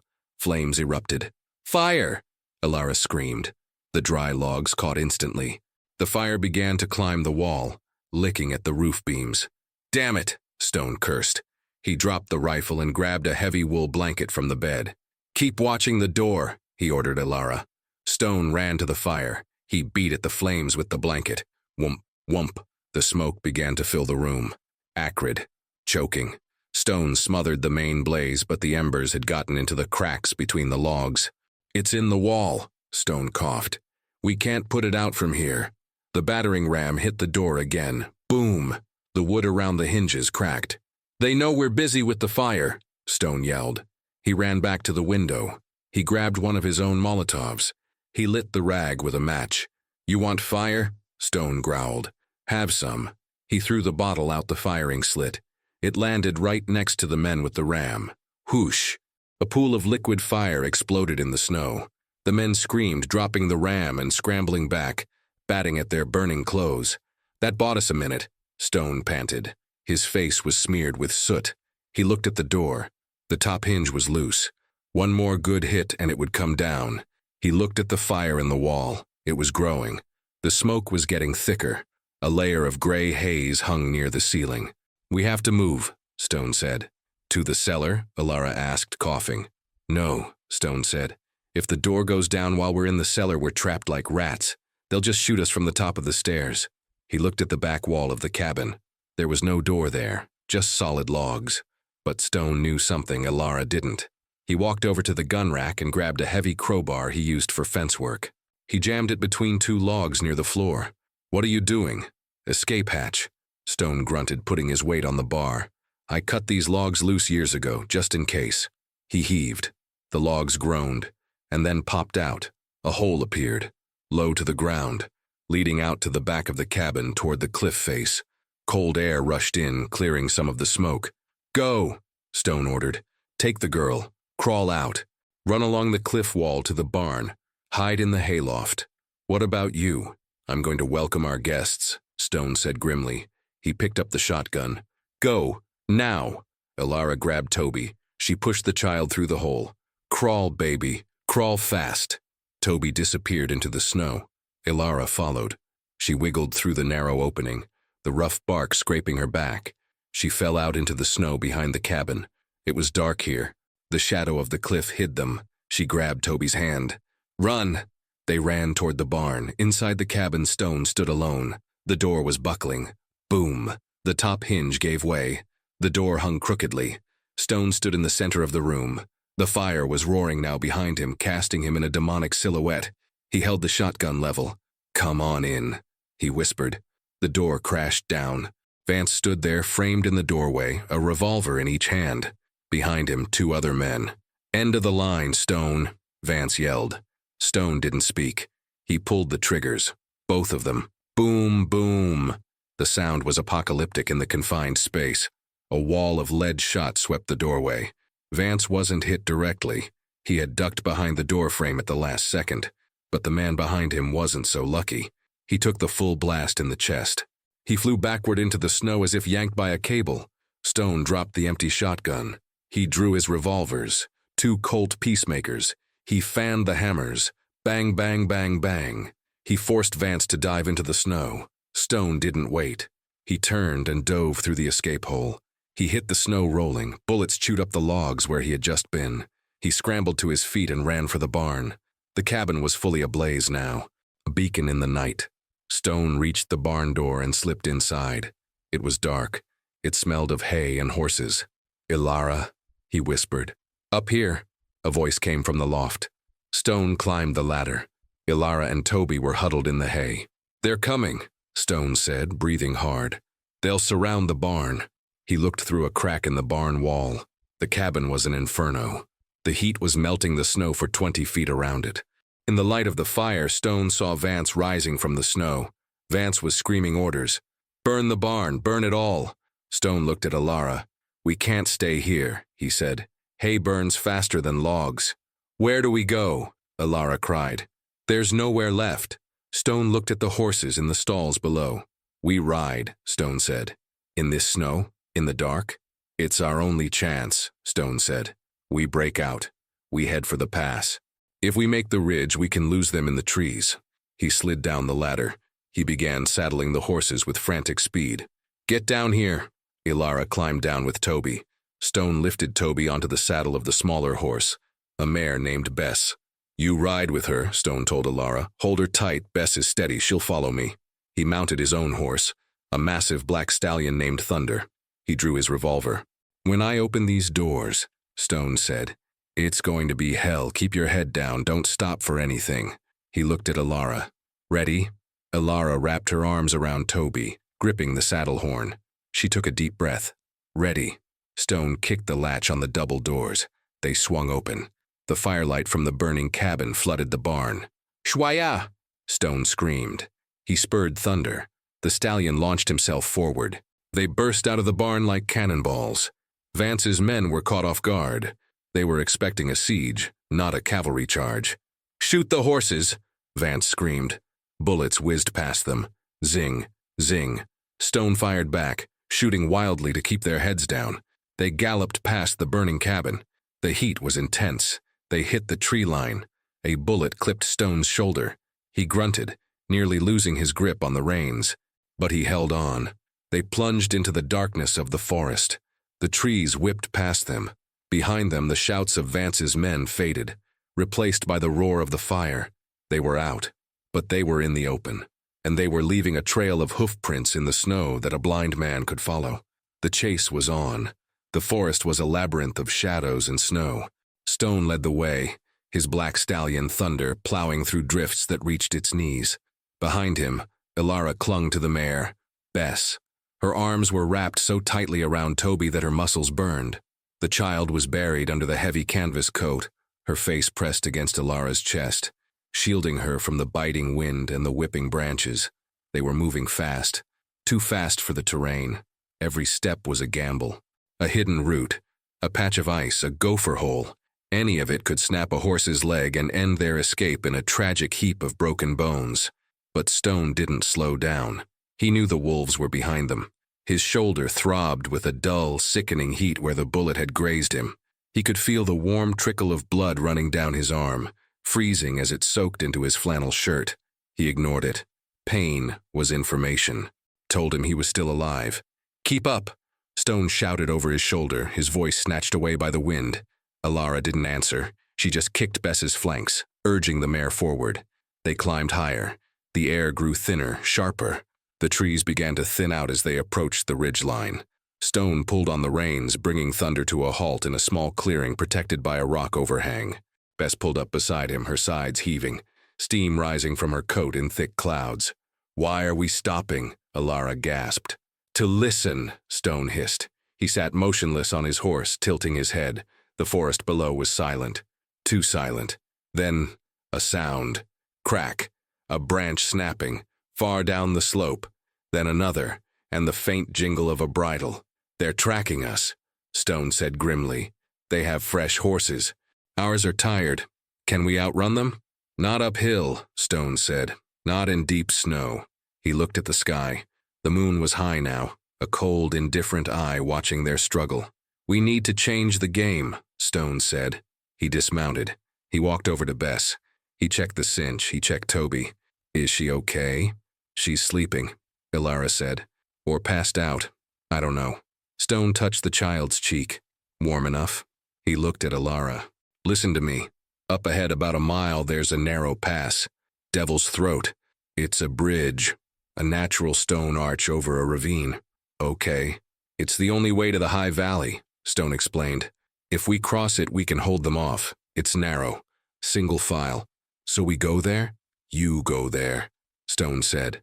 Ilara froze. "What?" "I'm going to double back," Stone said calmly. "I'm going to lay a false trail. Lead them toward the box canyon to the east. It's a dead end. By the time they realize it, you'll be across the bridge." "No," Ilara said. "You're hurt. I saw the blood. It's a scratch. You can't take 6 men alone." "I don't have to fight them," Stone said. "I just have to confuse them. In the dark, 1 man can sound like 10 if he keeps moving." He reached into his saddlebag and pulled out a box of matches and a handful of cartridges. "Take Thunder," Stone said. "He knows the way. Just give him his head. He'll follow Bess." "You're giving me your horse?" "He's faster," Stone said. "If they catch up to you, put Toby on Thunder and slap his rump. He'll run until his heart bursts to get her to safety." The weight of the sacrifice hit Ilara. He was giving up his mount, his escape. "Stone, go," Stone ordered. "Don't make this harder than it is." He slapped Bess on the flank. The mare jumped forward. Ilara looked back. Stone was standing alone in the snow, a silhouette against the white. He was already moving toward the trees, away from the path, away from safety. She wanted to scream, she wanted to turn back, but she felt Toby's small heart beating against her own. She turned forward, and she rode. Stone watched them disappear into the shadows. Then he turned to his work. He moved quickly. He broke branches. He scuffed the snow to make it look like 2 horses had turned east. He took off his hat and hung it on a low branch, angling it so it looked like a rider in the dark. He moved 50 yards away behind a fallen log. He waited. 10 minutes later they arrived. Vance was in the lead. His face was a mask of fury, illuminated by the lantern he carried. Behind him, 5 men, including Elias. Elias was riding slumped over, his hands tied to the saddle horn, a prisoner of his own bad choices. "Track split," one of the men yelled. Vance pulled up. He shone the lantern on the ground. "Messy," Vance sneered. "They're panicking." He saw the broken branches leading east. "They went for the box canyon," Vance concluded. "Stupid. They trapped themselves." "Wait," another man said. "Look at the depth of the prints."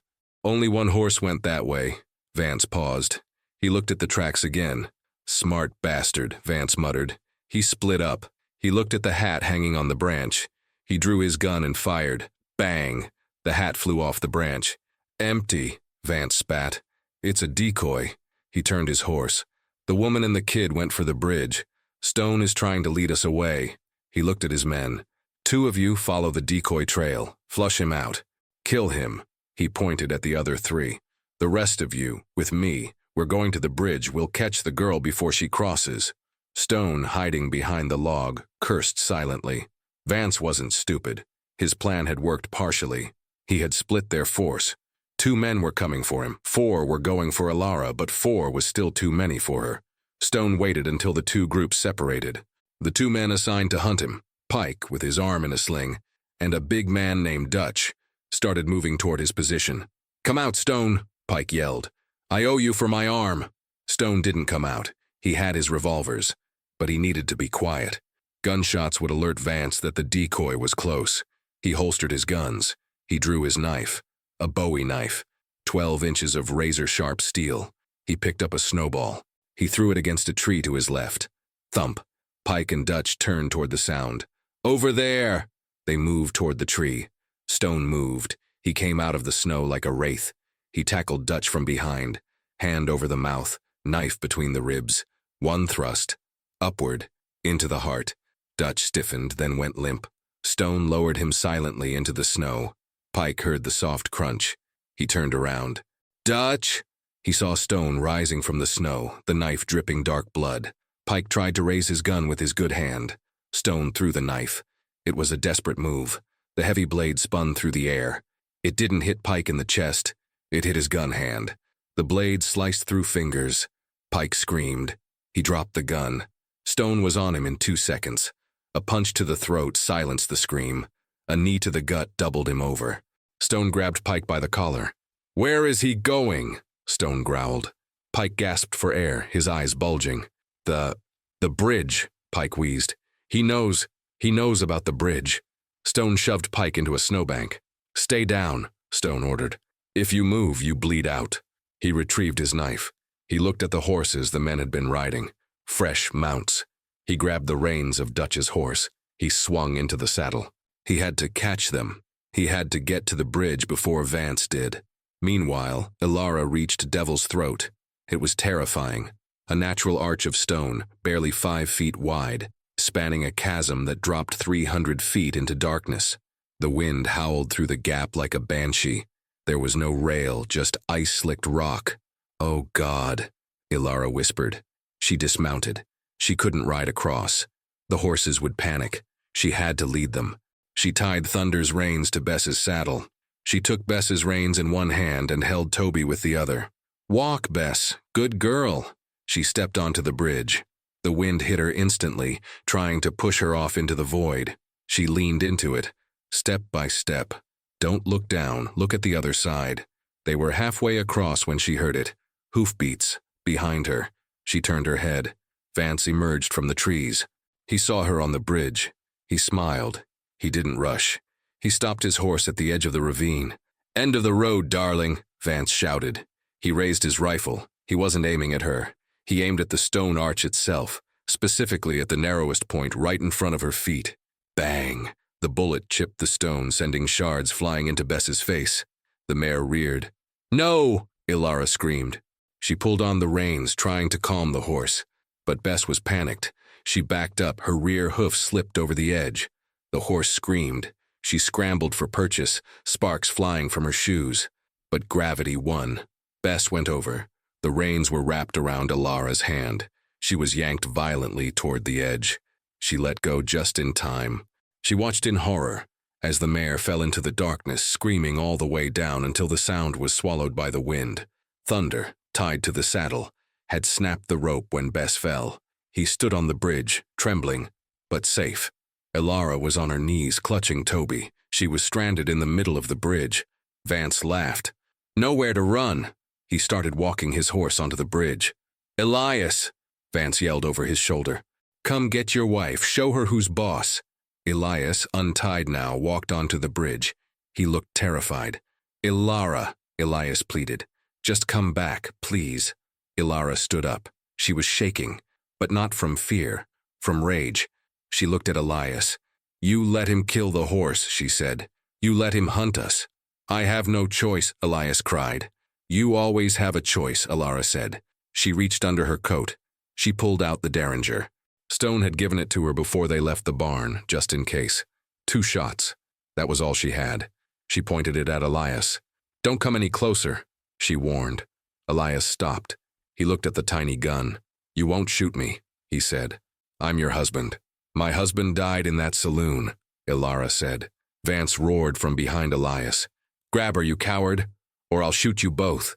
Elias lunged. It was a clumsy, desperate move. Elara didn't hesitate. She pulled the trigger. Bang! The bullet hit Elias in the shoulder. He spun around, screaming, clutching the wound. He lost his footing on the ice. He teetered on the edge. He looked at Elara one last time. His eyes were wide with shock. And then he fell. Silently. He disappeared into the abyss. Elara stood there, the smoking gun in her hand. She had done it. She had killed the past. Vance stared at the empty space where Elias had been. Then he looked at Elara. His face twisted into a snarl. "Fine," Vance said. "I'll do it myself." He raised his rifle. But before he could fire, a gunshot rang out from the trees behind him. Bang! Vance's hat flew off his head. He spun around in his saddle. Stone rode out of the forest on Dutch's horse. He was bloodied, battered, and looked like the devil himself. "Get away from her," Stone roared. Vance looked at Stone, then at Elara. He was trapped on the bridge. He made a choice. He spurred his horse toward Elara. He was going to trample her to get to the other side. "Elara, jump!" Stone screamed. Elara looked at the gap at the other side. It was 10 feet away. She grabbed Toby. She didn't think. She jumped. She hit the snowy ledge on the far side hard. Vance thundered past her, his horse's hooves missing her head by inches. He made it across. He didn't stop. He galloped up the trail, disappearing into the high pass. Stone rode onto the bridge. He stopped where Elara lay in the snow. He dismounted. "Are you hit?" Stone asked, kneeling beside her. Elara sat up. She was covered in snow. She was crying. "I shot him," she sobbed. "I shot Elias." Stone pulled her into his arms. "You survived," Stone said firmly. "That's all that matters." He looked up the trail where Vance had fled. "It's not over," Stone said. "Vance is still alive, and now he has nothing left to lose." The wind on the bridge had died down, leaving behind a silence that felt heavier than the storm. Elara sat in the snow, clutching Toby, her breath coming in ragged white puffs. She stared at the abyss where Elias had fallen. There was no body to see, just darkness. But the image of his face, the shock, the betrayal, the sudden realization that his victim had teeth, was burned into her retinas. "He's gone," Stone said. He wasn't asking. He was stating a fact. He stood over her, a dark sentinel against the starlit sky. His own breathing was labored. The wound in his shoulder had bled through his shirt, staining the flannel a deep, wet black. "I killed him," Elara whispered. "I killed my husband." "You killed a man who was trying to throw you off a cliff," Stone corrected. "There's a difference." He reached down and offered her a hand. "We can't stay here. Vance is ahead of us. He'll find a vantage point. He'll wait." Elara took his hand. It was rough, warm, and steady. She pulled herself up. Her legs felt like jelly. "Where is he going?" she asked, looking up the trail where Vance had disappeared. "There's an old mining camp up the ridge," Stone said. "Silver Creek. It's abandoned, but it has walls. He'll hole up there. Why doesn't he just run?" "Vance?" Stone shook his head. "Men like Vance don't run. Their ego is their engine. I humiliated him. You humiliated him. He can't go back to town with that story. He has to kill us to rewrite the ending." Stone walked over to Thunder. who was waiting patiently on the far side of the bridge. He checked the saddlebags. "We have ammo," Stone said. "We have a little food, but we're down to one horse." He looked at the trail. It was steep, winding through jagged rocks. "Thunder can carry you and the girl," Stone said. "I'll walk." "You're bleeding," Ilara protested. "You can't walk up that mountain." "I can and I will," Stone said. "Walking keeps the blood moving, keeps me from freezing." He lifted Toby onto the saddle. The child was awake now, silent, her eyes darting around with the hyper-vigilance of trauma. "Hold on to the mane, little bit," Stone murmured to her. He helped Ilara up behind Toby. "Keep your head down," he told her. Vance might be watching from the rocks. They started moving. It was a grueling march. Stone walked ahead, leading Thunder by the reins. He limped slightly, favoring his left side, but his pace was relentless. Ilara watched him from the saddle. She saw the way he scanned every shadow, the way his hand hovered near his gun. He was in pain. She could see it in the tightness of his jaw, the sweat beading on his forehead despite the freezing cold. But he didn't stop. "He's doing this for us," she thought. Why? Redemption. The word echoed in her mind. He's trying to save his own family by saving us. They reached the tree line near the summit, just as the first hint of dawn began to bleed into the sky, a bruised purple light that revealed the harshness of the landscape. Ahead of them, nestled in a bowl of granite, was Silver Creek. It was a ghost town, a dozen dilapidated shacks, their roofs caved in under the weight of years of snow, a rusted water tower leaning precariously to one side, and in the center, a larger building, the old company store, still standing, its windows dark and empty like skull sockets. "That's it," Stone whispered. "He's in there." "How do you know?" "Look at the chimney," Stone pointed. A thin wisp of smoke was curling up from the store's chimney. "He's cold too," Stone said. "He lit a fire." "Amateur mistake." Stone tied Thunder to a tree, well back from the clearing. "Stay here," he said. "Keep the horse quiet." "What are you going to do?" "I'm going to flush him out." "He has a rifle," Ilara said. "He'll see you crossing the open ground." "I'm not crossing the open ground," Stone said. He pointed to a dark opening in the cliff face, about 50 yards to the right of the town. "The mine shaft," Stone said. "It runs under the town. There's a ventilation shaft that comes up inside the store. I used to work here 20 years ago." "It's dangerous," Ilara said. "Those tunnels are unstable.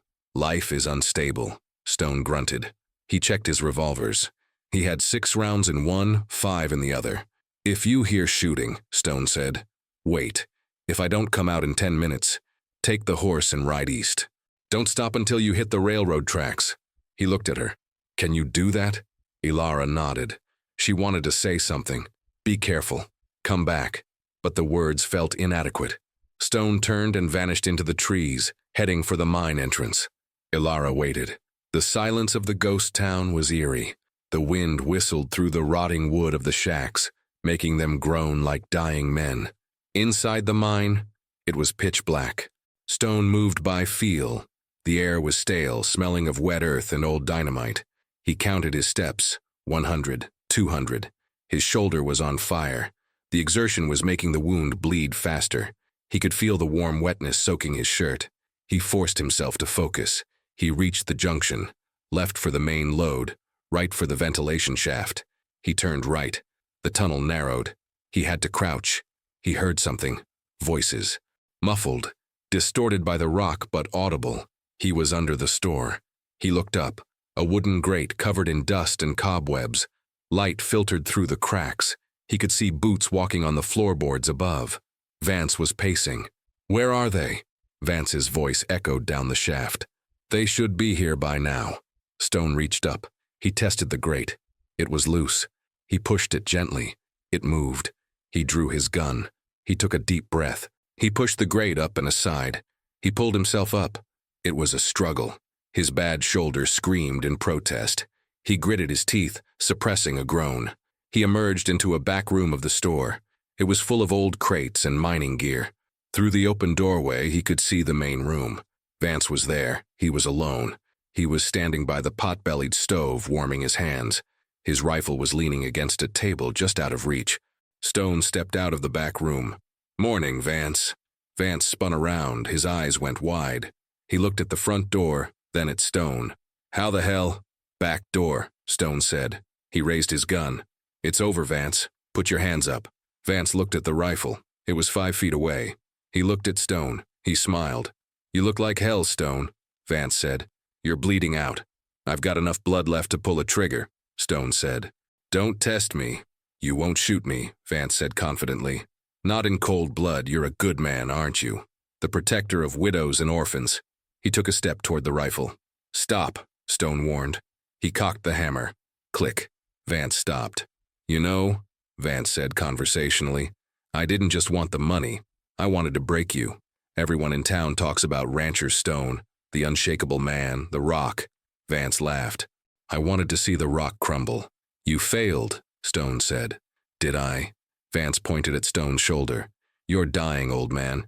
Even if you kill me, you won't make it down the mountain. The infection will get you, or the blood loss. Maybe, Stone said. But the girl will live. That's the trade. The girl, Vance sneered. She's damaged goods. Her father sold her. Her mother is a killer. What kind of life is she going to have? A free one, Stone said. Vance's eyes flicked to the window. You're alone, Vance noted. Where's the woman? Safe. Is she? Vance grinned. Or did you leave her outside? Suddenly, Vance kicked the table. It flew toward Stone.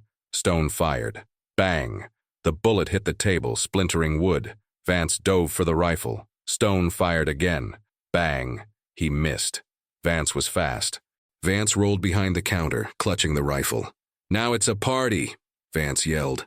He popped up and fired. Crack! The bullet whizzed past Stone's ear, shattering a jar of pickled eggs on the shelf behind him. Stone dove behind a stack of flour sacks. You're trapped, Stone, Vance taunted. I have the high ground, I have the ammo, and you're bleeding to death. Stone checked his gun. 4 rounds left. He looked around. The flour sacks. He had an idea. Vance, Stone yelled. You want to make a deal? No more deals, Vance shouted. Only bullets. I'll give you the money, Stone lied. The $50 and my horse. I don't want your horse. Vance fired again. Crack. A puff of white flour exploded into the air. I want your head. Stone grabbed a sack of flour. He cut it open with his knife. Come and get it then. Stone threw the sack over the counter, landed in the middle of the room. Poof. A massive cloud of white dust filled the air. What the? Vance coughed. Stone didn't wait. He stood up and fired blindly into the cloud. Not at Vance, at the stove, specifically at the open door of the stove where the fire was burning. Bang! The spark hit the flour dust suspended in the air. Dust explosion. It wasn't dynamite, but in a confined space it was devastating. Whoom! A fireball erupted in the center of the room. The windows blew out. The roof lifted a few inches before slamming back down. Vance screamed. Stone was knocked backward by the concussive force. He hit the wall hard, his head cracking against the wood. Blackness threatened to take him. No, he told himself, not yet. He shook his head, clearing the ringing in his ears. The room was on fire. Vance was on the floor, his clothes smoldering, coughing violently. He had lost his rifle. Stone stood up. He stumbled. He walked through the smoke. He stood over Vance. Vance looked up. His face was blackened, his eyebrows singed off. He reached for a boot knife. Stone stepped on his hand. Crunch! Vance yelled. Stone aimed his revolver at Vance's head. The ledger is closed, Stone rasped. Vance stared up at him, defiant to the end. Go to hell, Vance spat. Stone didn't blink. Already there. He pulled the trigger, click, misfire, or empty. Stone looked at the gun. He had lost count. Vance saw it too. He laughed, a gurgling, bloody laugh. Looks like God likes me better. Vance lunged up, tackling Stone. They fell into the burning debris. It was primal now. No guns, just fists and hate. Vance was younger, stronger, and uninjured. Stone was wounded, exhausted, but desperate. Vance got on top. He wrapped his hands around Stone's throat. Die! Vance screamed. Just die! Stone's vision began to tunnel. He couldn't breathe. He clawed at Vance's face, but his strength was fading. The fire roared around them. This is it, Stone thought. I failed. He saw the faces of his wife and daughter. They were waiting for him. And then, bang! A gunshot. Vance stiffened. His grip loosened. He looked down at his chest. A red flower was blooming on his shirt. He looked up. Standing in the doorway, framed by the morning light, was Ilara. She was holding the Winchester rifle. The recoil had knocked her back a step, but she was still standing. She pumped the lever. Clack, clack, she aimed again. "Get off him," she said. Her voice was ice. Vance slumped to the side, rolling off Stone. He lay on his back, staring at the ceiling. "Well," Vance wheezed, "ain't that a kick in the head?" He died. Stone lay there, gasping for air. Ilara dropped the rifle and ran to him. "Stone! Stone!" She knelt beside him, patting his face. I'm okay," Stone coughed.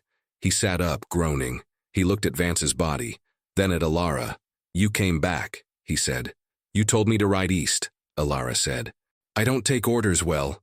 Stone managed a weak smile. It cracked his bloody lip. "I noticed." He looked around. The store was burning down around them. "We have to go," Stone said, "before the roof comes down." Ilara helped him up. He leaned heavily on her. They walked out of the burning building into the cold, clean air of the morning. Thunder was waiting. Toby was sitting on the saddle, clutching the doll. "Mama!" Toby cried. Ilara went to her. "It's okay, baby, it's over." Stone stood by the horse, swaying slightly. He looked back at the fire. Vance was gone. Elias was gone. The debt was paid. But the cost. He looked at his shoulder. The bleeding had slowed, but he was weak. "Can you ride?" Ilara asked. "I have to," Stone said. He mounted Thunder with a grunt of pain.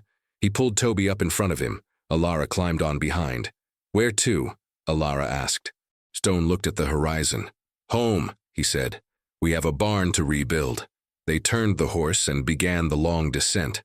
Behind them, the smoke from Silver Creek rose into the sky, a black signal fire marking the end of the nightmare.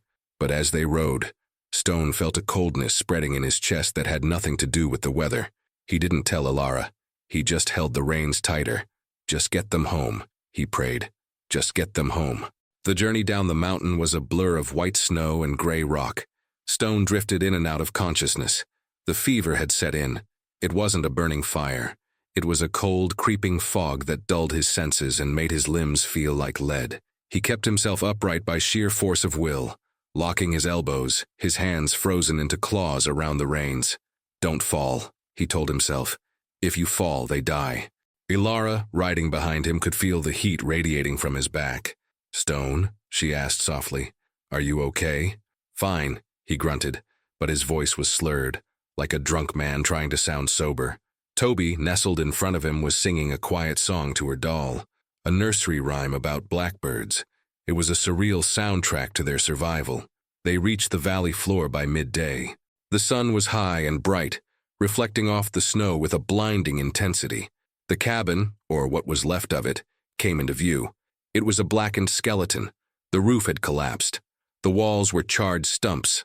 Smoke still curled lazily from the ruins, but the barn was standing. And the chimney. The massive stone chimney stood defiant amidst the wreckage, a monument to permanence. Stone pulled Thunder to a halt. He tried to dismount. His legs didn't work. He slid off the saddle, hitting the snow with a heavy thud. "Stone!" Ilara screamed. She jumped down, nearly falling herself. She ran to him. He was lying on his back, staring up at the sky. His eyes were glassy. Just need a minute," Stone whispered. Ilara tore open his coat. The makeshift bandage on his shoulder was soaked through. The wound was angry, red streaks radiating from the bullet hole. "Infection," Ilara said, panic rising in her throat. "It's bad." "Barn," Stone rasped. "Medical kit in the tack room." Ilara looked at the barn. "Okay, I'll get it. Toby, stay with him. Talk to him. Don't let him sleep." Toby knelt in the snow, patting Stone's face with her mitten. "Wake up, Mr. Stone," she said seriously. "No sleeping in the snow." Ilara ran to the barn. Inside, it was dark and cold, but it smelled of life. Hay. Leather. She found the tack room. She tore through the shelves. Liniment. Hoof oil. Saddle soap. Where is it? She found a tin box marked with a red cross. She opened it. Bandages. A bottle of whiskey. A small scalpel. And a jar of dark, pungent salve. She grabbed it all and ran back. Stone was still awake, but barely. His breathing was shallow. "I found it," Ilara said, kneeling beside him. "Whiskey," Stone demanded. She opened the bottle and held it to his lips. He drank deeply. He coughed, the liquid burning his throat. More, he said. He drank again. Pour it on the wound, Stone ordered. It will hurt, Ilara warned. Do it. Ilara poured the alcohol over the open hole in his shoulder. Stone arched his back, a guttural roar of pain tearing from his throat.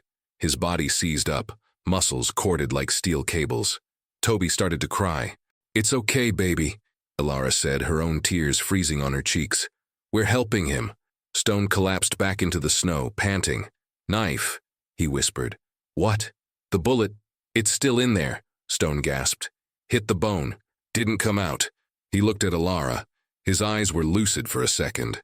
You have to cut it out. Ilara recoiled. I can't. I'm not a doctor. If you don't, Stone said, grabbing her wrist with surprising strength. The rot will take the arm, then the heart. I'll be dead by sunset. He pressed the scalpel into her hand. Dig it out, then pack it with the salve. Ilara looked at the small blade. It gleamed in the sunlight. She looked at Toby, then at the ruins of the cabin. She was alone. No doctor, no help. Just her. Okay, she said. Her voice sounded like it belonged to someone else. Give me the belt, Stone said. He took his leather belt off and bit down on it. He nodded. Ilara took a deep breath. She poured whiskey on the scalpel. She put her hand on his shoulder. The skin was burning hot. I'm sorry, she whispered. She cut. Stone screamed into the leather belt. A muffled animal sound of agony. Ilara's hands were slippery with blood. She couldn't see the bullet. Deeper, Stone groaned through his teeth. She went deeper. She felt the metal scraping against bone. Clink. She found it. She used the tip of the blade to pry it loose. It was stuck. Come on, she hissed. She twisted the blade. With a sickening pop, the lead slug came free. Ilara pulled it out with her fingers. A flattened piece of gray metal. She threw it into the snow. Stone's head fell back. He had passed out from the pain. Stone? Ilara shook him. Stone! He didn't answer, but he was breathing. Ilara worked quickly. She packed the wound with the black salve. She wrapped it tight with clean bandages. We have to get him inside, she told Toby. Inside where? Toby asked. The house is broken. The barn, Ilara said. She couldn't lift him, he was too heavy. She ran to the barn and got a tarp. She rolled Stone onto it. Pull, Toby. Help Mama pull. Together they dragged the unconscious man across the snow into the shelter of the barn. They got him onto a pile of hay. Ilara covered him with every horse blanket she could find. She built a small fire in a metal bucket, careful not to ignite the hay. Then she sat down. She was exhausted. Her hands were stained red. She looked at the bullet in the snow outside. The price of freedom. The night came. Stone didn't wake up. He tossed and turned, muttering in his fever. Sarah, the water. It's too high. He was talking to his dead wife. Ilara wiped his forehead with a cool rag. Stay with us, Stone, she whispered. Don't go to her yet. We need you. Toby fell asleep curled up next to Stone, her small hand resting on his good arm. Ilara kept watch. She held the Winchester. She listened to the wind rattling the barn doors. She thought about Elias, about Vance. They were dead, but the world was still dangerous. What do we do now, she wondered. The cabin is gone, the food is gone. If he dies, we die. She looked at Stone's face. Even in fever, it was hard, unyielding. He won't die, she decided. He's too stubborn to die. Morning brought a gray, sullen light. The storm had passed, but the sky was heavy with the promise of more snow. Ilara woke up to a sound. Cough. She jerked awake. Stone was looking at her. His eyes were clear, tired, sunken, but clear. Water, he croaked. Ilara scrambled to get the canteen. She held it to his lips. He drank greedily. You're alive, Ilara said, smiling through her exhaustion. Disappointed? Stone rasped. Very, she laughed. A hysterical, relieved laugh. Stone tried to sit up. He winced, clutching his shoulder. Easy, Ilara said. I dug it out. But you're weak. Stone looked at his shoulder, at the neat bandage. You did good, he said. He looked around the barn. We're homeless, he noted. We have the barn, Ilara said. And the chimney. Stone nodded. The chimney is the heart, he said. As long as the chimney stands, the house can be rebuilt. He looked at Toby, who was still sleeping. And the girl? She's fine. She helped drag you in here. Stone smiled. A genuine smile this time. Strong stock, he said. He closed his eyes for a moment. Ilara, he said. Yes? Under the floorboards. In the tack room. There's a loose plank. Okay? Lift it up. There's a box. Ilara went to the tack room. She found the loose plank. She lifted it. Underneath, in the dirt, was a metal strong box. She brought it to Stone. Open it, he said. It wasn't locked. She opened the lid. Inside were stacks of gold coins, and deeds and banknotes. It was a fortune. My life savings, Stone said. From before, from when I was a rich man. He looked at her. Take it. Ilara stared at him. What? Take it, Stone repeated. Take the horse. Go to Laramie, buy a house, send the girl to school, live. And you? I'm done, Stone said. My fight is over. I'll stay here. I'll rebuild. Or I won't. Doesn't matter. Ilara looked at the gold. It was freedom, real freedom. She could go anywhere. She could be anyone. She looked at Toby. Then she looked at Stone. She closed the box. Snap. She pushed it back toward him. No, she said. Stone frowned. Don't be stupid. It's enough to live like a queen. I don't want to be a queen, Ilara said. She stood up. I want to rebuild. She pointed to the ruins of the cabin. We have the chimney. We have the trees. We have hands. She looked him in the eye. You said nobody owns anyone here. That means I have a choice, and I choose to stay. Stone stared at her. He saw the fire in her eyes, the same fire that had made her jump across the chasm. It's hard work, Stone warned. Cutting logs, hauling stone, it will take all winter. I'm not afraid of work, Ilara said. I'm afraid of being alone. And I'm afraid of running. She sat down next to him. Besides, she added softly, you need someone to change that bandage. You're terrible at it. Stone looked at her for a long time. Then he reached out his good hand. He covered hers. Okay, Stone said. Okay, Ilara repeated. Toby woke up. She sat up, rubbing her eyes. Is breakfast ready? She asked. Stone laughed. It hurt his chest, but he laughed. Not yet, little bit, Stone said. But we're going to build a kitchen. A big one. He looked at the barn door. First, we need to clear the snow. The three of them sat there in the hay. A broken cowboy, a widow who killed her husband, and a child who had seen too much. They weren't a family by blood, but blood is just biology. They were a family by fire, by survival, by choice. And in the West, that's the only kind of family that lasts. The winter that followed was brutal. It was known in the valley as the White Death of '88. Snow fell for weeks on end, burying fences, burying roads, burying hope. But inside the barn, life persisted. Stone, Ilara, and Toby created a routine, a rhythm of survival. Stone's shoulder healed slowly. The scar was jagged and ugly, a permanent reminder of the bridge. But the arm worked. He could swing an axe again, though not for long. So Ilara swung the axe. She learned to split wood. She learned to skin rabbits. She learned to load the Winchester with her eyes closed. Her hands, once soft from domestic life, became calloused and strong. Her face, once pale with fear, turned bronze from the wind and sun. She wasn't the woman who had been sold in the saloon. That woman was dead. This was a new creature, forged in the cold. They lived in the tack room of the barn, huddled around the small stove. It was cramped, smelling of horse and leather, but it was warm. Toby thrived. She grew like a weed. She followed Stone everywhere, mimicking his walk, his silence. She called him Pa once by accident, then stopped, looking scared. Stone hadn't corrected her. He had just handed her a piece of dried apple and ruffled her hair. When the first thaw came in March, the real work began. They cleared the rubble of the cabin. Blackened logs were hauled away. Ash was shoveled out. Only the chimney remained, standing tall, waiting. We build it bigger this time, Stone said, surveying the foundation. 2 stories, room for everyone. They felled trees. They peeled bark. They notched logs. It was backbreaking work, but every log they laid was a victory. Every nail driven was a declaration of independence. By May, the walls were up. By June, the roof was on. It wasn't just a shelter. It was a home. One evening, as they sat on the new porch watching the sun set over the peaks, a rider appeared on the trail. Stone's hand went to his gun instantly. Ilara grabbed the rifle leaning against the wall. Old habits die hard. The rider approached slowly, hands raised. It was the sheriff from Laramie, an old man with a white mustache and tired eyes. He stopped his horse at the gate. "Evening, Stone," the sheriff said. "Sheriff?" Stone nodded, not relaxing.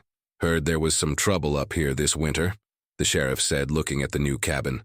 "Heard the old place burned down. Chimney fire," Stone lied smoothly. The sheriff looked at Alara, then at Toby playing in the yard. "Also heard a rumor," the sheriff continued, "about a man named Vance and a fella named Elias Thorne. Nobody's seen him since the first snow." Stone didn't blink. "Mountains are dangerous in winter, Sheriff. Lots of holes to fall into. Lots of wolves." The sheriff nodded slowly. He looked at the fresh earth near the tree line. 3 mounds, unmarked. He knew. He knew Vance was a crook. He knew Elias was a gambler, and he knew Stone. "Well," the sheriff said, adjusting his hat, "if they fell into a hole, I reckon they'll stay there. No need to go digging up trouble." He looked at Alara again. "You the widow Thorne." Alara stood up. She put a hand on Stone's shoulder. "I'm Alara Stone," she said. It wasn't a legal name. They hadn't seen a preacher. But it was the truth. The sheriff smiled. A small, knowing smile. "Right," he said. "Alara Stone. Nice place you got here." He tipped his hat. "You folks have a good evening." He turned his horse and rode away.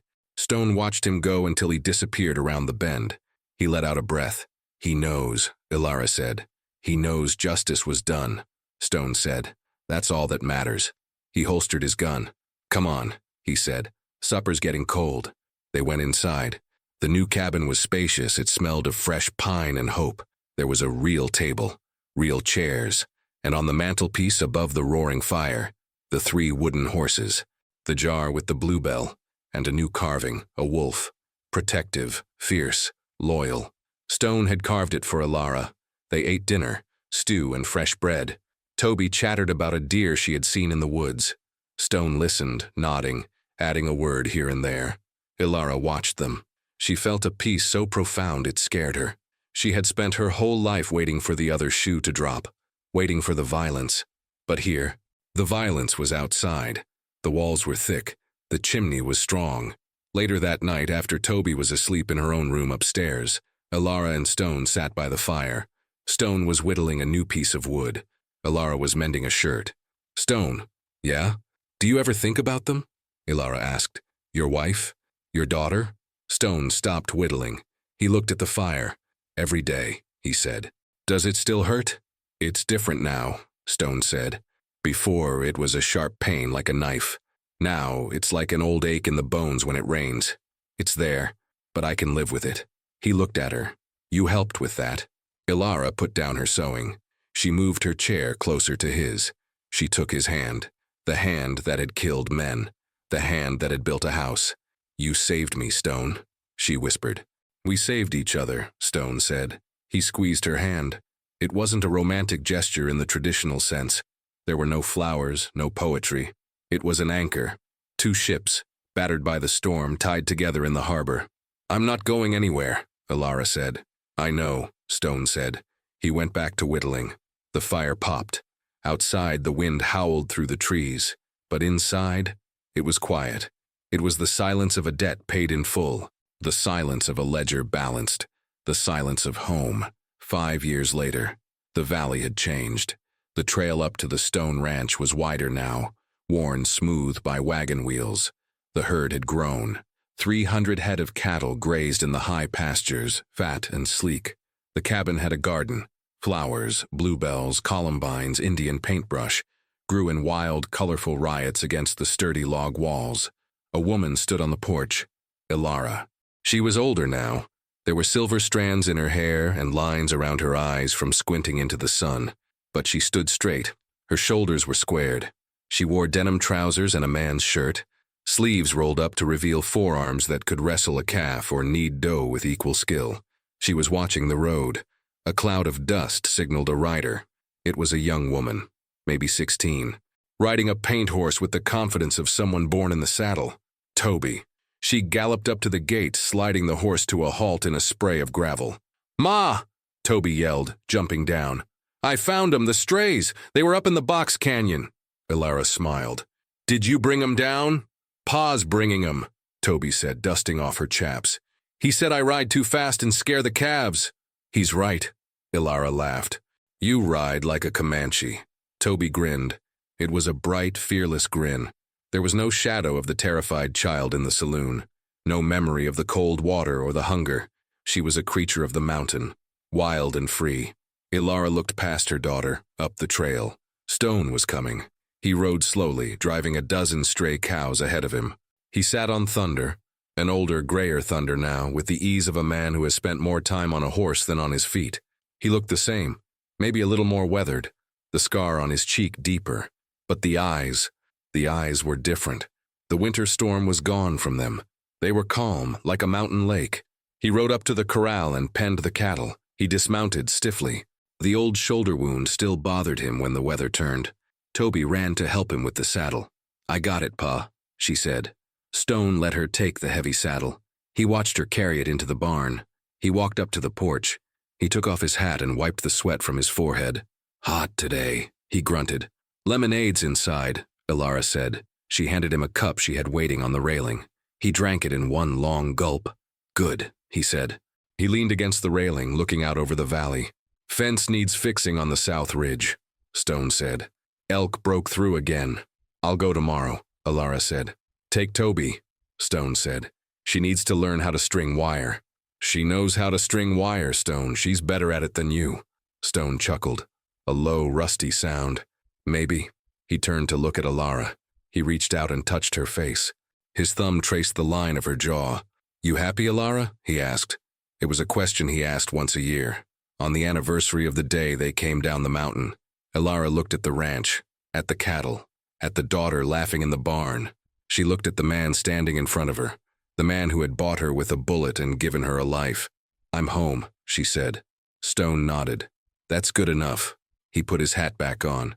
I'm going to check the horses, he said. He walked down the steps. Ilara watched him go. She thought about the ledger, the metaphorical book of debts and sins that Stone used to talk about. It was closed now. The ink had faded. The pages were full of new stories, stories of harvest, of storms weathered, of quiet evenings by the fire. She went inside. She walked to the mantelpiece. The jar with the bluebell was still there, but next to it was a new jar. Inside was a poker chip, a single red poker chip. Stone had found it in his pocket years ago, a remnant of that night in the Last Chance Saloon.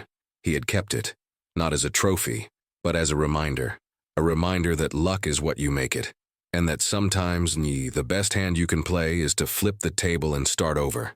Ilara touched the jar. She smiled. She turned and went to the kitchen to start dinner. Outside, the sun dipped below the peaks, painting the sky in shades of gold and violet.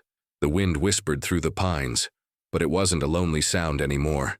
It was a song of the West, a song of the survivors. And in the barn, Stone hung up his bridle. He patted Thunder's neck. We did all right, old boy, he whispered. We did all right. He walked out into the twilight toward the light of the cabin windows, toward his family.